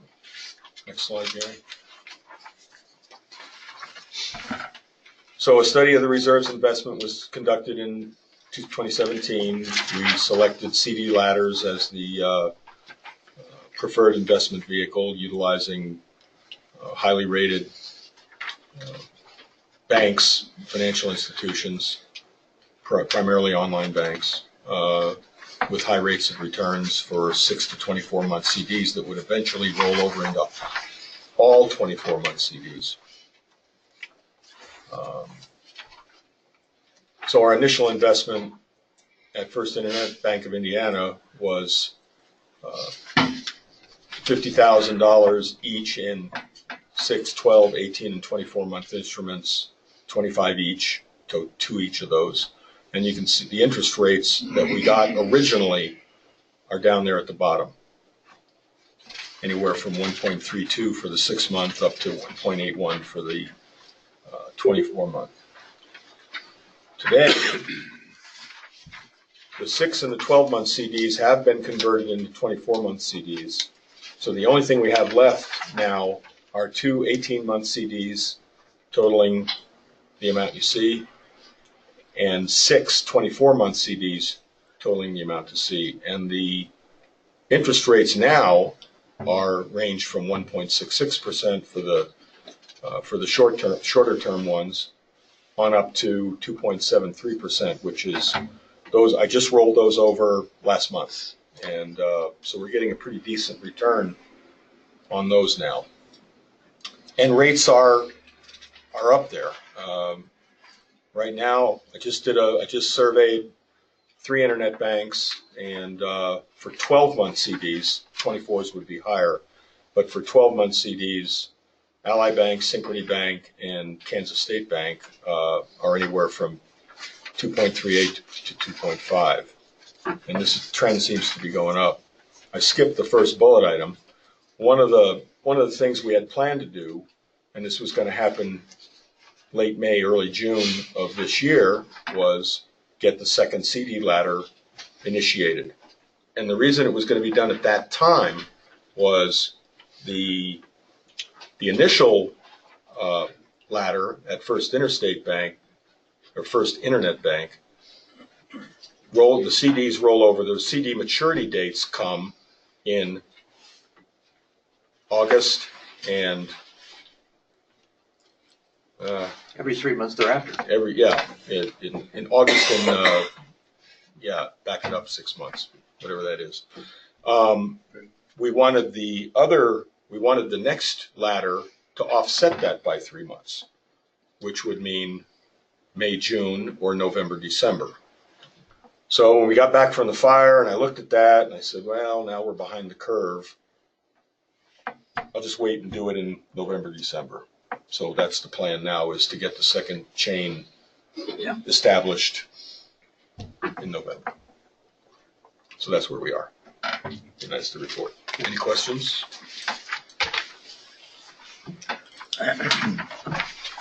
Jerry's got a question. Oh, Jerry. Anything we So Joe, can you tell us how much income we are actually earning on those CDs? Well, the rates that we have on the CDs that we have right now are, Gary, back up one slide. Running about 2% maybe. Yeah, those are the rates that we're earning right now. The two 18-month CDs, which were the ones that you initially purchased, are of course still at 1.66, but the rolled over ones are 1.66 and 1.81, and I'm not sure how we got two different rates on those, but the 24-month ones are at 2.22, or maybe, they're 6, right? So the first rollover of 24s was at 1 point. The first set of 24s was at 1.81. They haven't been rolled over yet. They'll be the last to go. And then the newest ones are at 2.22, and the ones I just did are at 2.73. So that's what we're earning today. And you saw on the financial report the amount we earned to date on the reserves page. A little over 2,800. Yeah, 2,800, and we're not to the end of the year yet. I mean, it doesn't sound like a lot, but it's a hell of a lot more than what we were getting. Next year it'll be $10,000. Yeah, I mean it's and that's going to grow. It's going to grow. Sure. Yeah. What you didn't specify, Joe, in your next steps, and I think you do have a plan, is your next ladder going to be another 200, or are you going to try and do a little bit more, like 210 each or 220 or? We could go a little higher because then you increment up to 250, and that may take a while. Yeah. You know, but it'll be 200 plus. It'd be 200 plus, at least 200. Okay. Yeah. Okay, any questions from the board on the investment report? Anything else from the audience? Thank you, Jerry, for your comment. Thank you, Joe, for the report. Yep. We're gonna let Scott, Heather, Ann. Somebody wake up Ann back there. I'm here. There was one question. Or- There was. There was Too one. late. Okay. No, go ahead. Brian Martinez asked, how much revenue is generated by charging owners for the ski shuttle after the owner hits the $250 threshold? Sounds like a great question for the rental program. I agree. Whatever Brian paid last year, which I think was like $89, was the total revenue. Thank you, Brian. Your rates are going up, buddy. Okay, you have the floor. Okay, I'm going to turn a lot of this over to Ann and Heather, but Joe already shared the rental summary. We're short-term renters are at 106 and long-term 26. If I got that right, Heather? 25 or 26. Yeah. That number's down considerably, more so because of units changing hands. We suspect that over time it'll start to come back up again as homeowners, lose their initial intention of coming up here a lot more often than they realistically can, and they'll probably start doing some leasing, especially after a couple of HOA bills. We've seen a lot of, and I'll let Heather allude or fill us in on this. We've seen benefits, even though the amenity center is just now open. We are starting to see lift from that, lift from the golf. We've also, I mentioned in the last board meeting, asked Ann to help us out in really changing our Taco or the Tamron Vacation Rentals website, upgrading that, as well as upgrading our presence in social media and really trying to talk a lot more about Tamron in social media circles to try to bring awareness into what we have to offer, bring awareness to what's going on around town, try to get additional renters interested in coming up here. And I think so far that's been relatively successful. So you want to, Heather, start with kind of what you've seen on the amenity side, the weddings, everything else that we talked about. Yeah, so I think probably the biggest thing that I've seen so far this year, because the amenities just opened on August 4th, the biggest change that I've seen is with the event center being open next door at the Valley Clubhouse. So I think we've had, or will have, at least 10 wedding groups coming, or 10 or 12 wedding groups coming through this year. And some of those are only a few rooms, and some of them are 20. So, they're of varying sizes. The nice thing about that is there's consistency. Like, I know every weekend there might be a little bit louder noise over at Pinecone. But I think that's been some good business for us this summer, especially with the fires kind of having an impact on the first half of the summer. Those wedding groups kind of saved at least our earlier part of the summer, so that was good for us. We've had, at least as far as I know, we've had like 4 golf groups roll through so far, and that has been people, kind of like corporate client groups where, a vendor or something is wining and dining some of their clients. They've actually come and stayed for 2 nights and played the course while they, that's probably 4 or 5 rooms a pop there.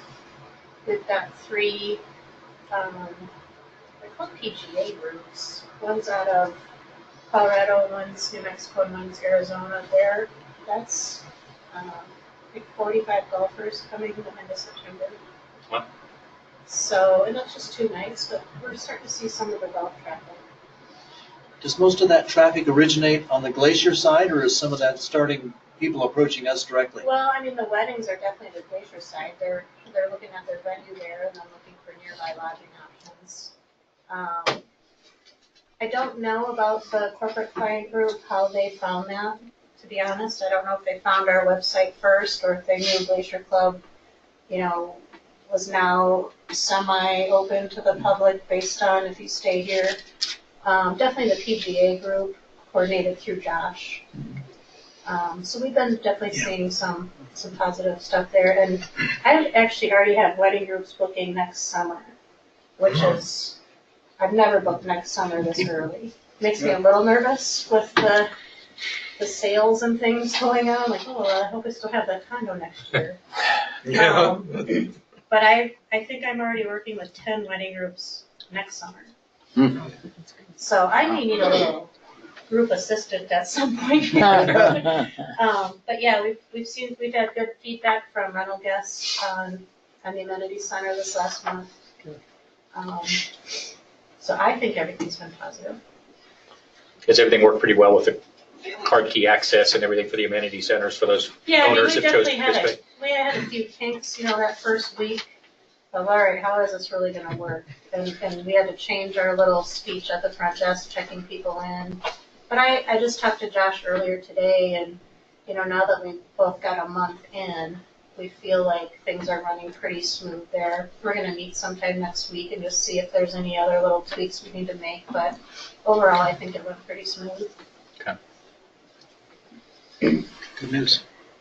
All right, Ann, you want to, so just for everyone's benefit, in case you weren't aware, Ann sold her unit, back in February-ish, and had to step off the board, but we had at the time had her slotted to help on the website because of her marketing background. We contracted with her, I guess, in March or April to go ahead and still do the work for us so that we could evaluate the website, get it upgraded, and I'll let you explain it, Ann, because you understand it better than I do. But at the end of the day, we've gone through all that exercise now. We've seen some benefit on it, so I wanted her to come up and speak to that personally. Do you have anybody So I online? typed this out so I wouldn't forget anything, so forgive me for so Hey, much Ann, reading. you may want to come up here just so that We're doing people with the GoToMeeting, microphone so, can hear. yeah. I can sit right here. Is this all right? No, they got to see you on the screen. Yeah. Come on, return to your old seat. Come on.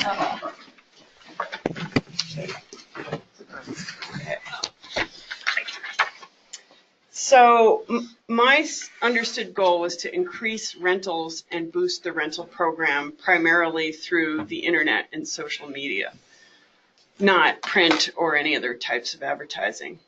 So the question was how to do that, and I attacked that in a couple of different directions. The first was by increasing our social media presence.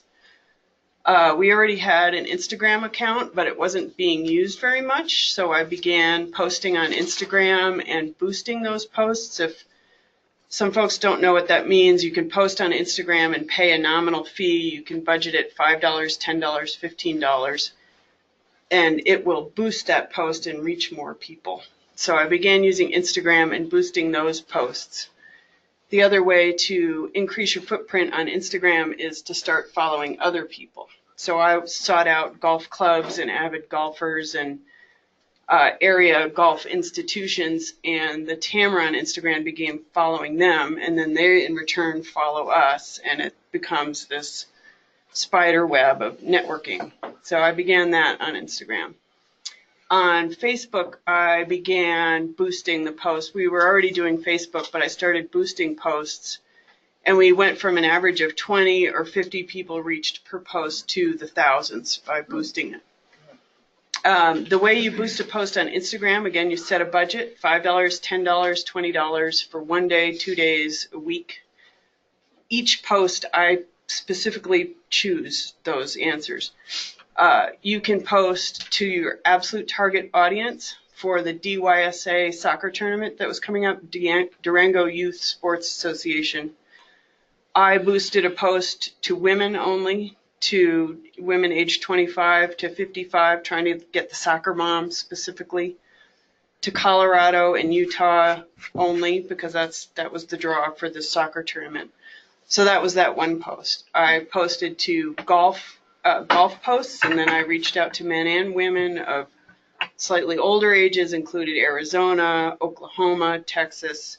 So each post I choose who we're trying to reach, and you set a budget, and we're only billed on how many people we reach. So if I narrow my search too much, you can even choose interests. I can choose, I only want people that are interested in golf on Facebook. And if I narrow it down so much that we only reach 3 people, we get charged 75 cents. So I've gotten pretty good at manipulating those boosted posts to reach who we want. and it really doesn't cost very much. So Instagram, Facebook.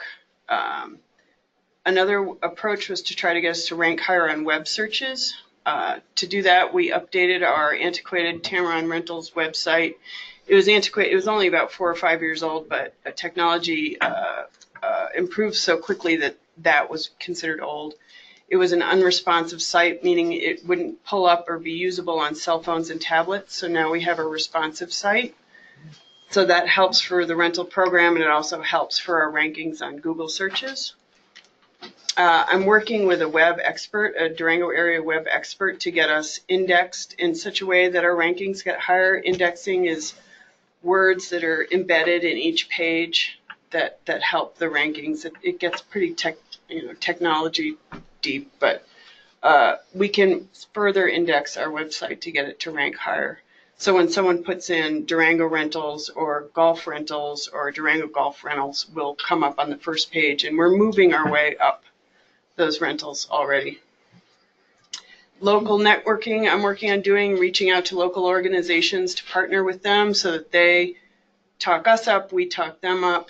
I just went on a trip to something called Soaring, which is a zip line place just a couple miles from here, only accessible by the train, and I'm meeting with the owner, Dion, next week.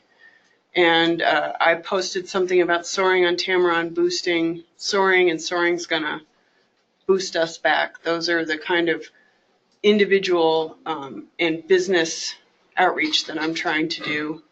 Athletic races, the Durango Double, Thirsty 13, Iron Horse, Bicycle Classic. Also public events such as the Wine Train, Snowdown, the Bluegrass Meltdown, the Taste of Durango. I'm trying to reach out to the organizers of all those events so that they can bump our rentals and we can bump them back. I'm working on improving our rating in TripAdvisor, Google, and Travelocity, those kind of where we get rated.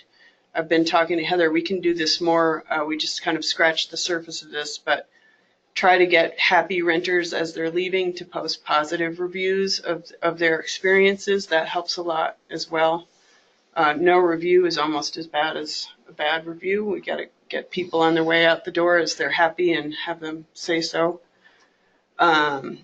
Other assorted efforts that I've made is, one was an unexpected was to manage our response to the fire. Nobody anticipated the fire coming, and then once it happened, Heather Scott and I worked very closely to choose our posts and our phrases and our photos and our message on the media wisely so that we didn't scare, we wanted to be informative but not frightening. It's very hard to know what to say when you don't know when it's going to end. So I'm pretty proud of how Heather Scott and I all managed that. I've also worked to improve our image by cleaning up our logo a little bit. It was a little muddy. It was a little complicated. I cleaned that up on TripAdvisor, etc. We purchased some great area photography and got some good photos from the Glacier Club and permission to use them. Although the person who gave us permission has since left Glacier Club. But we got images of the train, the river walk, skiing, boating, people teeing up on the golf courses. Some really great images, I think. Pictures speak 1,000 words. And Heather and I met with, is it Jim Finnegan? Of the Glacier Club to partner with that. And I'm mind blocking the name of that. Say it again? Gateway, right. He came into that meeting with Heather and I saying there was no way he was going to discount or join that group for the Gateway reservations. By the end, they were on board and joined in, which I thought was terrific, and we could certainly work harder to partner with Glacier more and boost our rentals. So in my opinion, in the last 5 months, my efforts have helped. I think it's a ball that we just got rolling, and we need to keep it going. I think a good solid year or 18 months of sustained effort is called for, and I think that you guys will witness the results of that. And certainly we could work more on boosting the restaurant. I haven't really known what to do about that, so I haven't addressed it directly. I've tackled other things that were more immediate. And I'm going to work further on networking And maybe we could talk about a small budget to sponsor some of the local events so that we can get our logo on their website and their printed material. I don't think it would take much of a budget to increase our presence. When you think of when you do local things, you see Zia Taqueria and Coca-Cola and the train, their logos are in everything. It wouldn't be hard to get our logo on a few things and get more of a presence there. So That's good. Good that's work. all I had to say. Thank you. Did, It's been a fun challenge. Did payroll department use our logo on their Yeah. stuff when they did their Mhm. anniversary thing? Yep, I got that too. Good. That was the biggest, so the payroll department asked us. We use them, by the way. Payroll department, they process our payroll. Yeah, so they asked us for our logo as one of their longest clients in their 20-year anniversary, was it? I think it was, yeah. And they did a Durango Chamber of Commerce Business After Hours event, which is a monthly thing, but it was record-breaking by twice the amount of people. It was at the Rochester, and it usually gets about 60 to 80 attendees, and they had 250 people. Nice. Good. So, Thank you. you're welcome. Anybody have questions? I know you were kind of giving a sampling. But Right. a couple of other target audiences might be rafters and, Right. and fly fishermen. Fly fishermen, okay. Hadn't thought of that. They're as nutty as golfers. Yeah. Yeah, but they don't bring clubs. What about a golfer and fly fisherman? Was that? Well, yeah, golfer and fly Does that fisherman. make up? It's your roots. Yeah, go ahead. Totally That insane. fruitcake, as they say. Gus from Bolshevik, 788, etc. My kids and grandkids seem to live by Yelp. Uh-huh. And even in Europe, when we just, the first thing they do is do Yelp. So I looked at our Yelp site. I don't know if you've done that, but it's got horrible commentary in there. Is there some, and I notice when people really sting somebody, the owner of the site comes with reasonable arguments, yes, we did this and that, which I think really makes a difference.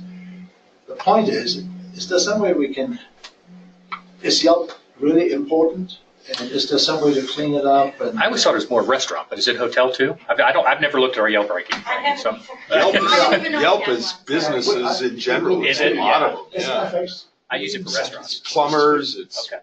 I made an effort on one of the sites, I can't remember if it was Yelp or not. I made an effort to get some negative reviews taken off because they were very, very old and they named specific people and they were a little nasty. Yeah. And you can send an email requesting that the manager of that site take away the posting, and it was rejected. I would say But I tried. The one that we always heard this years ago now, I don't know what it's like now, I should look, that we got some negatives on was TripAdvisor. And I know a lot of people use that for I think traveling. that's the one I tried to get a few taken off, and if people say if they use bad language or threatening language, you can get it taken off. I guess ours didn't quite cross the threshold They of just say you're being a bad bad enough. place to stay, that doesn't Right. rise Such to. and such was rude and such was not nice. It isn't good enough to get it taken off. I mean, I guess you bring up a good point. I think one of the things that we have to ultimately solve for now that we've got a couple months under our belt is somebody's got to monitor it and respond. I know my father has a restaurant, and we have somebody that monitors it every single day because you'll just get somebody that gets mad because their eggs were cold, and they'll give you a nasty, at least if you respond, it shows traction. And I think, to the extent we get more and more people talking about us today versus 4 years ago, people will tend to ignore a bad review from 4 years ago if there's 10 good reviews from 2018, right? So it is And- something we need to do a better job on. Yeah, and we're managed differently. I mean, in a lot of ways, it's unfair. But if we can flood it with positive reviews, the ones from 5 and 6 years ago will just not be noticed anymore. We did start the auto surveys that are going out to at least 500 guests. And that, I think, got activated about a month ago. So now I have to just set aside some time to go through the steps to figure out how to make those show on our website. So, and I haven't done that part yet. And you and I talked about my creating something to hand to people on their way out, which I haven't done yet. But I think we were sort of waiting for the pool, which is now, yeah. So we can hit it from a lot of different angles. Like I said, we're just starting the ball rolling, and we got some real fundamental achievements done with the website and such. Now we can branch out further. But particularly in TripAdvisor, I mean, people just really almost beg you for good reviews. Mm-hmm. And then I get follow-ups, did you review it yet, and all that stuff. Mm-hmm. When they know I was happy. Right. Well, they must have somehow gleaned that. Right. So maybe that's a method. Even if there's negative reviews up there, I know when I look at TripAdvisor, you know, if I see 1 negative and 10 positives, I discount the negative. Yeah. It's just somebody who got pissed off for some reason or another. Right. And you can also follow their reviews, and often those people have nothing but bad things to say for everybody. Yeah. Jerry, you had a question? Yeah, I've got a question actually for Heather. I'm skipping Gary. When people go to check out if they rented here, do the front desk people ask them how their stay was? And if so, if they give a positive response, really encourage them to write a review? We have not encouraged anybody to write a review at this point. I think we need the handout that says, here's the places that we'd like you to review. I think for a while, and I honestly haven't looked at that in a little while, but for a while, it was really confusing because I think there was an old Lodge at Tamron one that existed when Purgatory was a manager. So I mean, we're talking like 10 years ago. Yeah, a long time ago. And then I think there was a second Tamron TripAdvisor one that was meant to not be Purgatory, it was meant to be a new one. So I think it's confusing for somebody to get on there and even know what they're reviewing. So I guess to answer your question, we put guest comment cards in the arrival packets. And so, you know, a handful of people fill those out and turn those in. If somebody checks out at the front desk, we ask how their stay was. A lot of times, especially in the outlying areas, people don't check out at the front desk, they just leave. So we miss, or if they're staying at this end of the lodge, they just leave. They don't often come to the front desk. Do you have permission to use people's comments in your advertising? I do on the new survey that I'm putting out. There's a checkbox that they have to check that says, can we use this on our website? And most people say yes. I think if you just used a first name, last initial, you could get away with it. I don't think you'd have to ask permission as long as you didn't publish their name. Probably not. But we can't. A review in some ways is better than just an anonymous quote. And when I read that on a website, I just assume it's somebody's niece. Yeah. Gary, what you got? But yeah, so the new survey has, and I, like I said, I just got to set aside some time to figure out how to publish those and see what they look like. Go. Quite a while ago, I built a page on the website, and for lack of a better phrase, it was just plan your next event at Tamron. There's no link to it, so you can't get to it. And I know I talked to Joe about this at one point, and I'm not sure who else on the board is aware of it, but it kind of compiled in different segments, Tamron Vacation Rentals, the Yellow Carrot, Linda Logan for hairdressing, and then we have an owner, Amy Brimhall, who is a professional photographer. She does weddings, family reunions, and stuff like that. And I put up some blurbs about doing family reunions, weddings, et cetera, there. And I know that there is a reluctance to be promoting individual businesses, independent businesses. And I wonder if the board would have time to visit that at some point, take a look at this. I can send you a link to it, see if this is something that is acceptable that we could do. And then if Heather and Ann and myself can work together to kind of integrate that, if we find it's valuable, maybe it's not, but integrate that with a marketing strategy. I'd say send it over. There's we're at also- a point now where we're getting enough followers that those things will start to be meaningful in a social media sense. Okay. There's also a wedding expo in Durango. And I've got about 45 photographs of Glacier Club, of the golf course that I put in a scroll. Oh, Are you in all of them? No, I'm not in any of them. I'm not in any of them. Holding awards. Yeah. No, but thank you very much. What do you say? What you got, Jared? Incidentally, this morning I was looking at my news feed on my phone, and interspersed throughout my news feed were Glacier ads. I've never seen that before. That's because you've searched something for Glacier lately, so it's cookies in your computer that I still have prom dress photos that keep popping up because my daughter looked for prom dresses on my computer, and I promise I don't need a prom dress. I get stuff that I bought on Amazon months Right. and months ago, and I keep getting pop-ups. All right.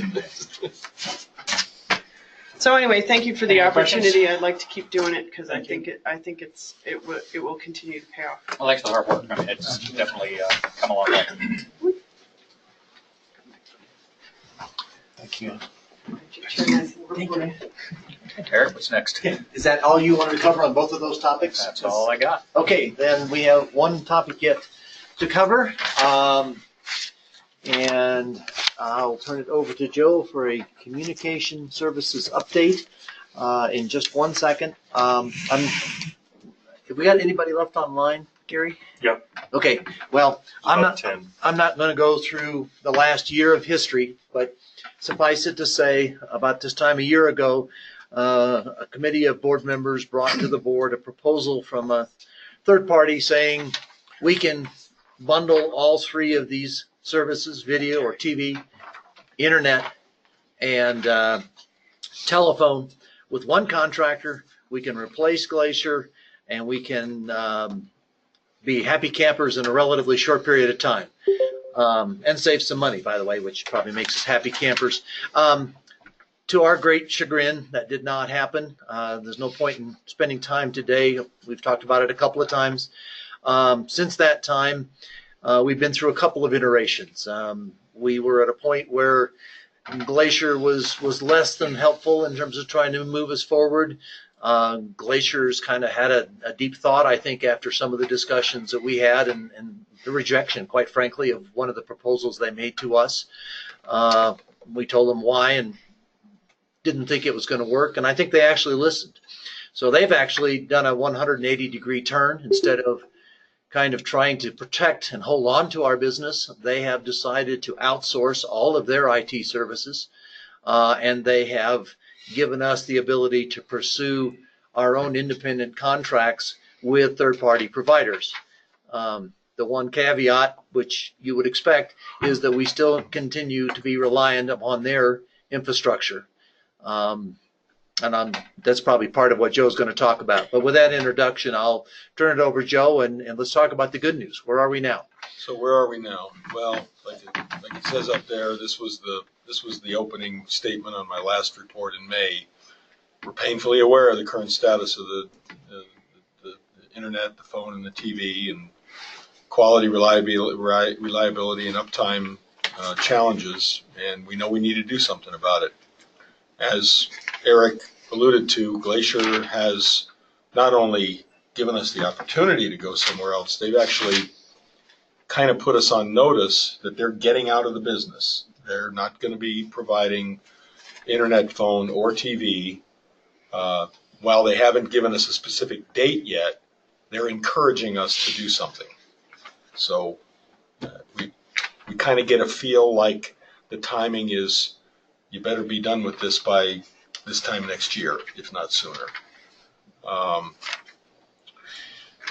Glacier has, in fact, entered into a contract with a local internet service provider company, a Durango company, that will put in new fiber optic communications infrastructure throughout the Glacier community, not here. They'll use existing conduits, and they'll provide high-speed broadband, 100 megabits guaranteed per user, burstable to 1 gig. And that ISP will have exclusive rights to provide that service to Glacier homeowners on an optional basis for the next 20 years. And they're expected to complete that.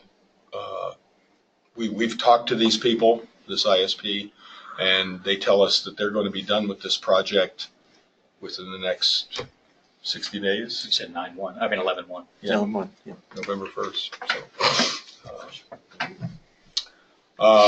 Glacier owners are going to be informed. I think I believe Jim Finnegan told you that they're preparing communication this week. Mike Flynn alluded to the same thing to us, that they're going to be told that this option is coming and that they will be on their own as far as TV video services.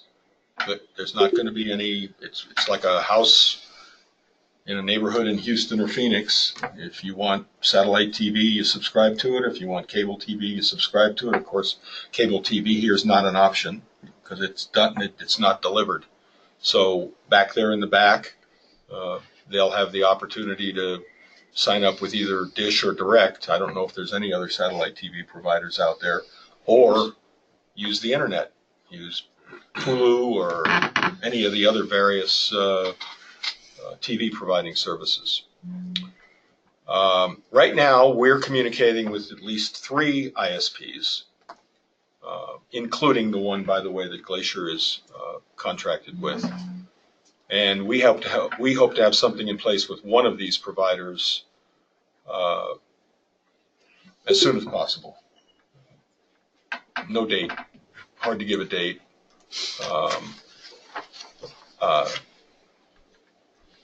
But we need to get off of Glacier's internet service. So I would think by early next year or the middle of next year, because that's probably going to be close to when they're going to want to cut the cord and stop delivering the Dish programming. So we're working on that. On the TV side, we finally got Glacier to agree to allow a test case of a satellite TV feed that's inserted into the coax cable network at our buildings, that would be fed into the system and deliver us DirecTV service. So that's going to happen next week. If that test proves successful, as in we don't think there's going to be any problem. The dishes are already up on our buildings. They were put there last summer, fall. So everything's there. It's going to be a simple matter for the technician that's coming out next week to put a splitter in the line and connect the dish that's installed on that building and turn it on. And then we have Norm Pope on board. He'll be monitoring the head end equipment down at Glacier to determine if there's any. They're concerned that there might be feedback or noise. An engineer at Groove who Norm knows and respects confirmed that he believes that with the frequencies involved with the DirecTV signal, which is much higher than the frequencies that are being utilized for the current services delivery, the separation of those frequencies, that there won't be any problem with noise or feedback or disruption of the internet signal. So if that happens, and it happens successfully, we would anticipate looking to finalize negotiations with Groove on a deal to get the satellite TV put in as soon as possible, and that could be before the end of the year. And then we'd be still hooked up to Glacier's internet until we got that problem resolved, which feels like it's going to take a little bit longer. Anything to add, Scott? No, actually, just to reemphasize what that Joe talked about, that plan involves replacing one bundle supplier with 2 suppliers. So there's going to be 2 cutovers, one hopefully later this fall, one probably not till late spring, early summer. That's going to mean more disruptions. That's going to mean 2 sets of folks in your units. That's going to mean all the things that are associated with. But DirecTV is pretty straightforward. I don't know that any of us should have any big challenges trying to navigate through DirecTV. The internet and phone, again, shouldn't be terribly complicated, but we won't know it until we get a little better idea of what's going to happen. But the kicker is going to be how to get the fiber optic installed on our property. Yeah, I was just going to add that. I mean, we're looking at a couple different options, but certainly having fiber all the way to the units is something that future-proofs us, and that would be a preference if we can get there and not have to work over. We've held fast copper. on that. We've held fast on that Yeah. ever since we signed the deal with Groove last summer. Yeah. And you talked about Glacier and how they've migrated to where they are now. They actually tried to get us involved in a contract to use the existing infrastructure for the next 6 years.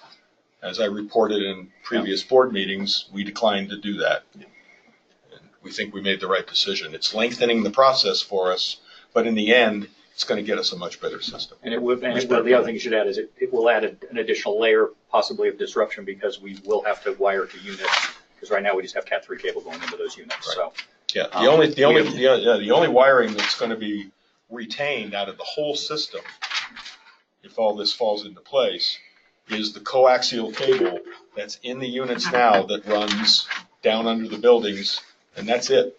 After that, the stuff that's gone down the conduits, it'll be abandoned or pulled out. The Cat3 wiring that's being used now for the hardwired telephones, that'll be abandoned. I guess the other thing that might be subtly different than before is we were talking about some kind of networking coverage in the lodge. Yeah. You want to talk about what this is? you mean Wi-Fi? Wi-Fi. Yeah. Wi-Fi? Yeah, but now we're talking We're about we're being told that's not the way to go. It's not the way individual room individual room Fiber. Wi-Fi hookups, not fiber hookups. to each and every room. Each and every unit, outlying and the lodge. So those of you who had concerns about Wi-Fi and shared signal, this will address that, and it's a better solution for many years to come. Yeah, Wi-Fi will be, you'll still have I mean, you'll still Wi-Fi individually. Yes. You can still put a Wi-Fi router after your modem in your room. unit. So you can have Wi-Fi to your devices. TV and your devices and everything else. But no, there won't be, like it is today in the lodge where you look and you say, I'll pick that Which one. one's unlocked? Yeah, you won't have that anymore. Yeah. I see. So will there still be secure connections in each? Like Yes. we have now? Oh, yeah, it'll be more secure. It'll be your own system. There'll be one wire coming into your unit that will be unique to your unit. Will we still need a modem? Yeah. Well, you would have to have they- a modem, and you'd probably have to get your own router that has. There will, like you said, in or they'll both of supply the, one. They will supply one. They'll supply in one. the people we're talking to have told us that on these systems that they want to put in, they will supply the modems. Okay. Then you have the option of either wiring, hooking up an Ethernet cable to the modem or putting a router on behind it. Okay. Yeah. And then on the DirecTV, is it gonna be just everybody gets the same thing, or will there Yes. be different packages for? Right now, everybody will get the same thing. Okay. DirecTV has made some noises, but they've been making these noises for years, so I'm not saying it's going to happen. But This they is have talked about taking a hospitality complex like we are, where everybody gets the same thing, and saying to individual owners, now we'll give you a further option you can choose things over and above the standard package. Whether that ever happens or not, I'm not going to bet you one dime one way or another. We're getting the benefit. This is not, the DirecTV system we're getting is similar to the ones that you would get if you had a single family home in Durango and you put a satellite dish on your roof, but not quite. It's their DRE system, and it's designed for hospitalities, hospitals, hotels, homeowners associations, and what we gain from that, everybody gets the same package, but trust me, we've looked at the channel lineups and we're trying to cover everybody's likes and needs. So HBO and all that. You'll get that, yeah. What you HBO, don't get is Weather like the Longhorn. Golf Channel, yeah. How about it? Not wrestling. DVR will be available. Still part of the package. And the benefit and the beauty of that is, if you go out and you sign up with DirecTV, if you have a single family home, forget about teaser rates. Let's not talk about that. Let's talk about what your real rate's going to be a couple of years down the road. Right. With NFL Sunday Ticket, which we're getting, by the way, as well, and HBO Cinemax and all the channels, you could easily be paying $60-$70 a month. Try $275. Yeah, whatever. Our per unit cost is going to be under $30. Okay, and so the TV and the internet would be separate companies? And what? Separate Yes, suppliers. they'll be separate. Internet. Now, telephone. the internet, I don't want to stick my neck out here, but the internet will likely be optional. In other words, you don't have to take it if you don't want it. I don't know why you wouldn't, but But the TV will be. TV, because it's a package and because of the pricing benefit we get, it's going to be like it is today. Right. Yeah. Where's the telephone coming from then? Voice Over the over internet, internet, VoIP. VoIP. So if I choose not to get the internet, You don't I don't have have a phone. You don't have a phone. How about 911? Required. Yeah, isn't that a requirement? It's Cell phone. required for units that are in the rental pool. The internet would be for VoIP Right. with 911 capability. That's what you have now. And I mean, it's, You do not have hardwired 911 now. You have internet. You have VoIP based 911. Yeah, but we're going to do away with that. That's why I asked. No, we haven't said that yet. No, you have if you get the internet, you'll have the option of having a VoIP phone well, also. actually, But if Joe, I don't the have board hasn't VoIP. made that decision. The board may require every owner here to have VoIP. I don't. We have that option. Once we fully understand the technology, Okay. we'll have a better answer for that Like I question. said, I didn't want to stick my neck out. Yeah. But, yeah. Jerry? Yeah, a couple of questions. First of all, on the one that what you just said, Eric. So let's jump on back to the other one. On the internet, before, I thought we had identified that we had to be able to lay fiber optic cables from the lodge to the outlying areas to get the internet there. We still do. Is there no longer an easement issue? It's gotten softer over there, but we need to get some things in writing from them. Well, Let's just say Glacier is going to monetize our access to it, Yeah, we're gonna but it'll be pay part of for our it. bundle. We're gonna pay for it. On a subscription basis or a one-time? A monthly franchise fee per owner. Okay. Not It's a lot. nominal. Not It's a As long lot. as it's not a Nominal. lot, Nominal. I think that would be It's fine. relatively competitive with digging our own and putting our own new cable in. Okay, related to that, okay, so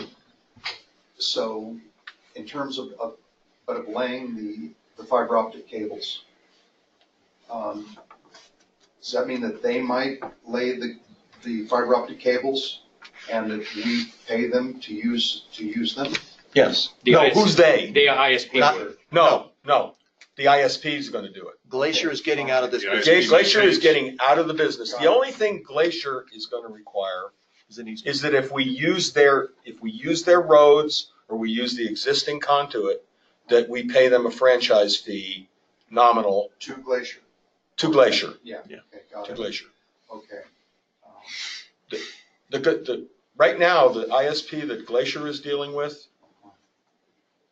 all the Glacier customers behind the gate will be paying the same franchise fee that we would have to pay. Okay, so it is clearly not a case then that we would put in our own infrastructure? No.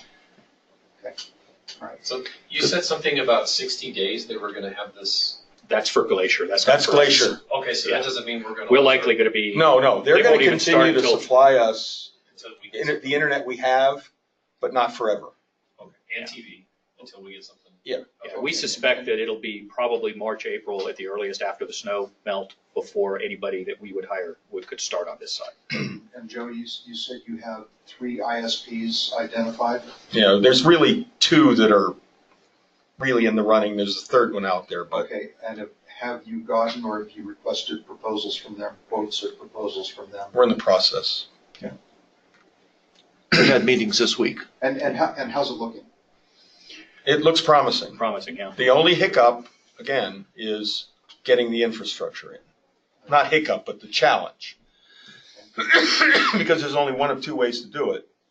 Use the existing conduits, which Glacier has already told us that they would allow us to use that as long as we paid the franchise fee per user. And if those conduits aren't viable, if they can't be proofed, then we have to look at putting in brand new. One of the ISPs we're talking about, he doesn't even want to think about using the old stuff. He wants to use brand new. Well, that's related to another question that I was going to ask, I guess I will now.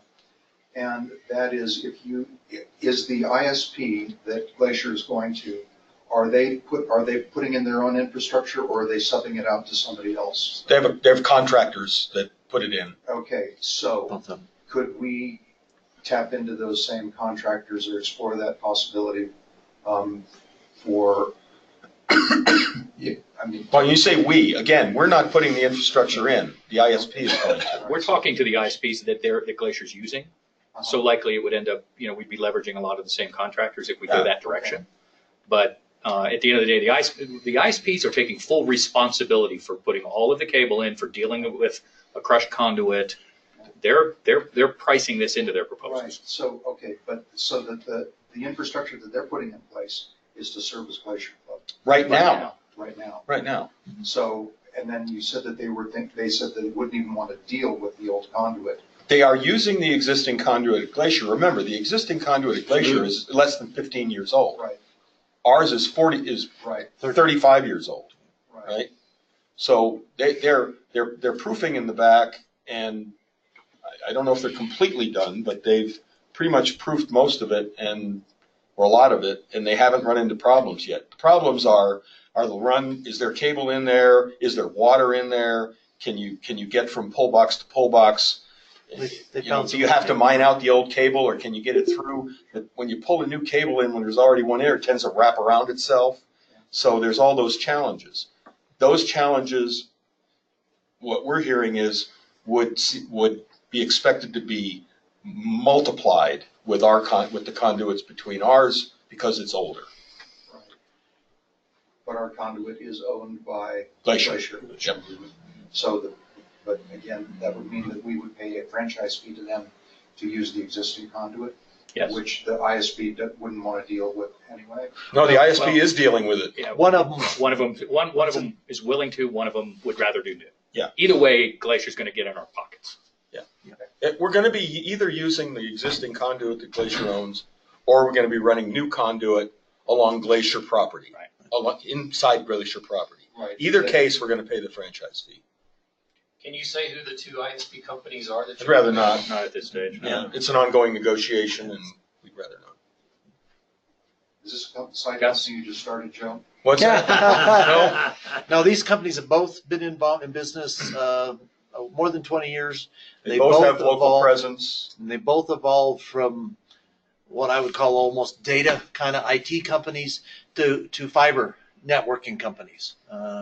Because that's the way the world seems to be going. Opportunity knocks. They saw a way to make money. Yeah, Both of these companies have local presence, and both of them have reference installations ongoing all over various places in Colorado. Whether it's banks, cities, local governments, county governments, they've got a fairly impressive list of existing clients. But the TV is definitely going to be Groove. I wouldn't say definitely, but I think the odds are at this point, yeah, probably. Yeah. Gary, did we answer your question? Not yet. Let me get Gary's, because he's slow to raise his hand, so I keep slipping past him. Just really quickly, the original infrastructure here in the lodge was put in with the network of open networks was put in so that we didn't have wireless points in every unit, because it was said that those would begin interfering with each other. But now that is no longer a concern. Is that what they're saying? That was addressed by yes, so-and-so. Right. And he said that they could set up the different modems. The modem frequencies. So they had different frequencies, so they wouldn't interact with each other. Apparently the carry is like 3 rooms. So that if they're going to give you 4 frequencies, and they'll every They'll fifth repeat room the they'll start frequencies over. down the row. Yeah, and I'm just curious because Heather's not here. Race went around the lodge, and Heather gave me the sheet that he made up. We have about 70 different routers in the lodge now. Yeah. And that's half the units. Yeah. And I've I've never heard of. There's no problem. I haven't heard of. If you live in a condo complex downtown, right, and they're stacked right next to each other, and everybody's got their own service provider. Some may have one cable company, some may have another.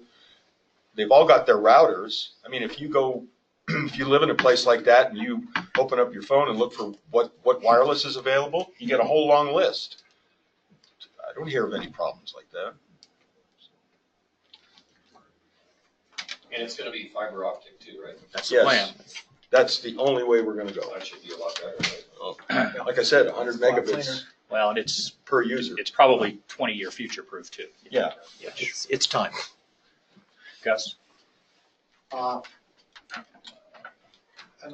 did I hear you say more or less that we'll have a franchise fee to Glacier? We'll more or less have a relationship to what it would cost us maybe to litigate the issue with the inevitable outcome that we do have a right of way? Or are they gonna peg it to try to make up for the loss of income? Well, yeah, I mean, What's your let's sense? just, And I my know- sense, yeah. My sense is they're a lot more reasonable about their pricing than they were 6 months or a year ago. Yeah, So they're way- moving in our direction. If we hold out longer, will it be a little cheaper? I think we're at a point where saving another $1 a month is not what this community wants. And you We touched want on- service. You touched on the cost of litigation, and our attorney has advised us that that could get astronomical. Well, because even if you litigate and you win, you still got to install it. Sure, So it's sure. not just the litigation cost. You still got to dig the trenches and put in the stuff. So And the other thing is litigation to get the easements, that could take 3 years. or it could take 3 months. We don't know. I think the important thing to know is Glacier is in a completely different place from a cooperation perspective. We were told very clearly last night. You predicted it. Yeah. Yeah. That's good. Yeah, they want to get out and they want us to get on board. They're gonna help us get out too. They're going to help us for a while, and then they're going to start pushing, I think. But they are willing to help us right now, including a couple of their residents, not employees over there, but guys. One worked for Altel and one worked for a construction company doing this kind of stuff. Joe and I know both of these guys, and they are willing to volunteer to help us as well. So we're not just relying on the Glacier folks. Yeah. So, well, we're going to have some great dialogue, and we're going to learn some stuff. We had negotiated a pretty robust service support from Groove. Where are you headed with the ISP insofar as service support? Same thing. I mean, the people we've spoken to's attitude is if they take a phone call, they're losing money, and they will ultimately have support locally, but they want to build it right the first time, so they don't have those issues very frequently. They would be off, infrequent at best, but they've agreed to support everything. And specifically to your point, the return, if we lose service, it's actually more generous than what we had before through Groove was really CenturyLink.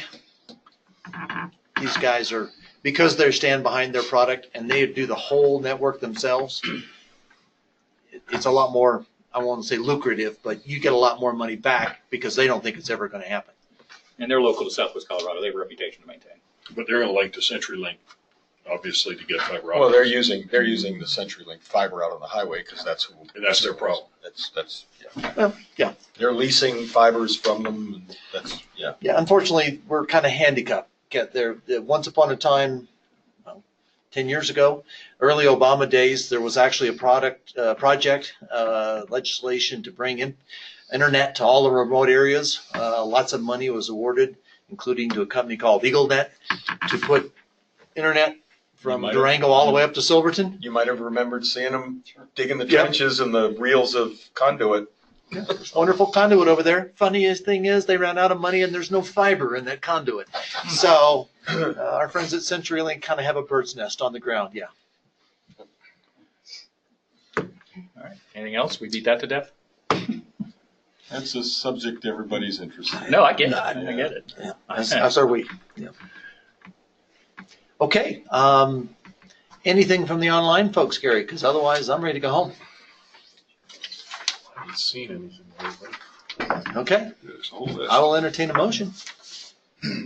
I motion to adjourn. Do I have a second? Ron, seconds. All in favor, say aye. Aye. Meeting adjourned.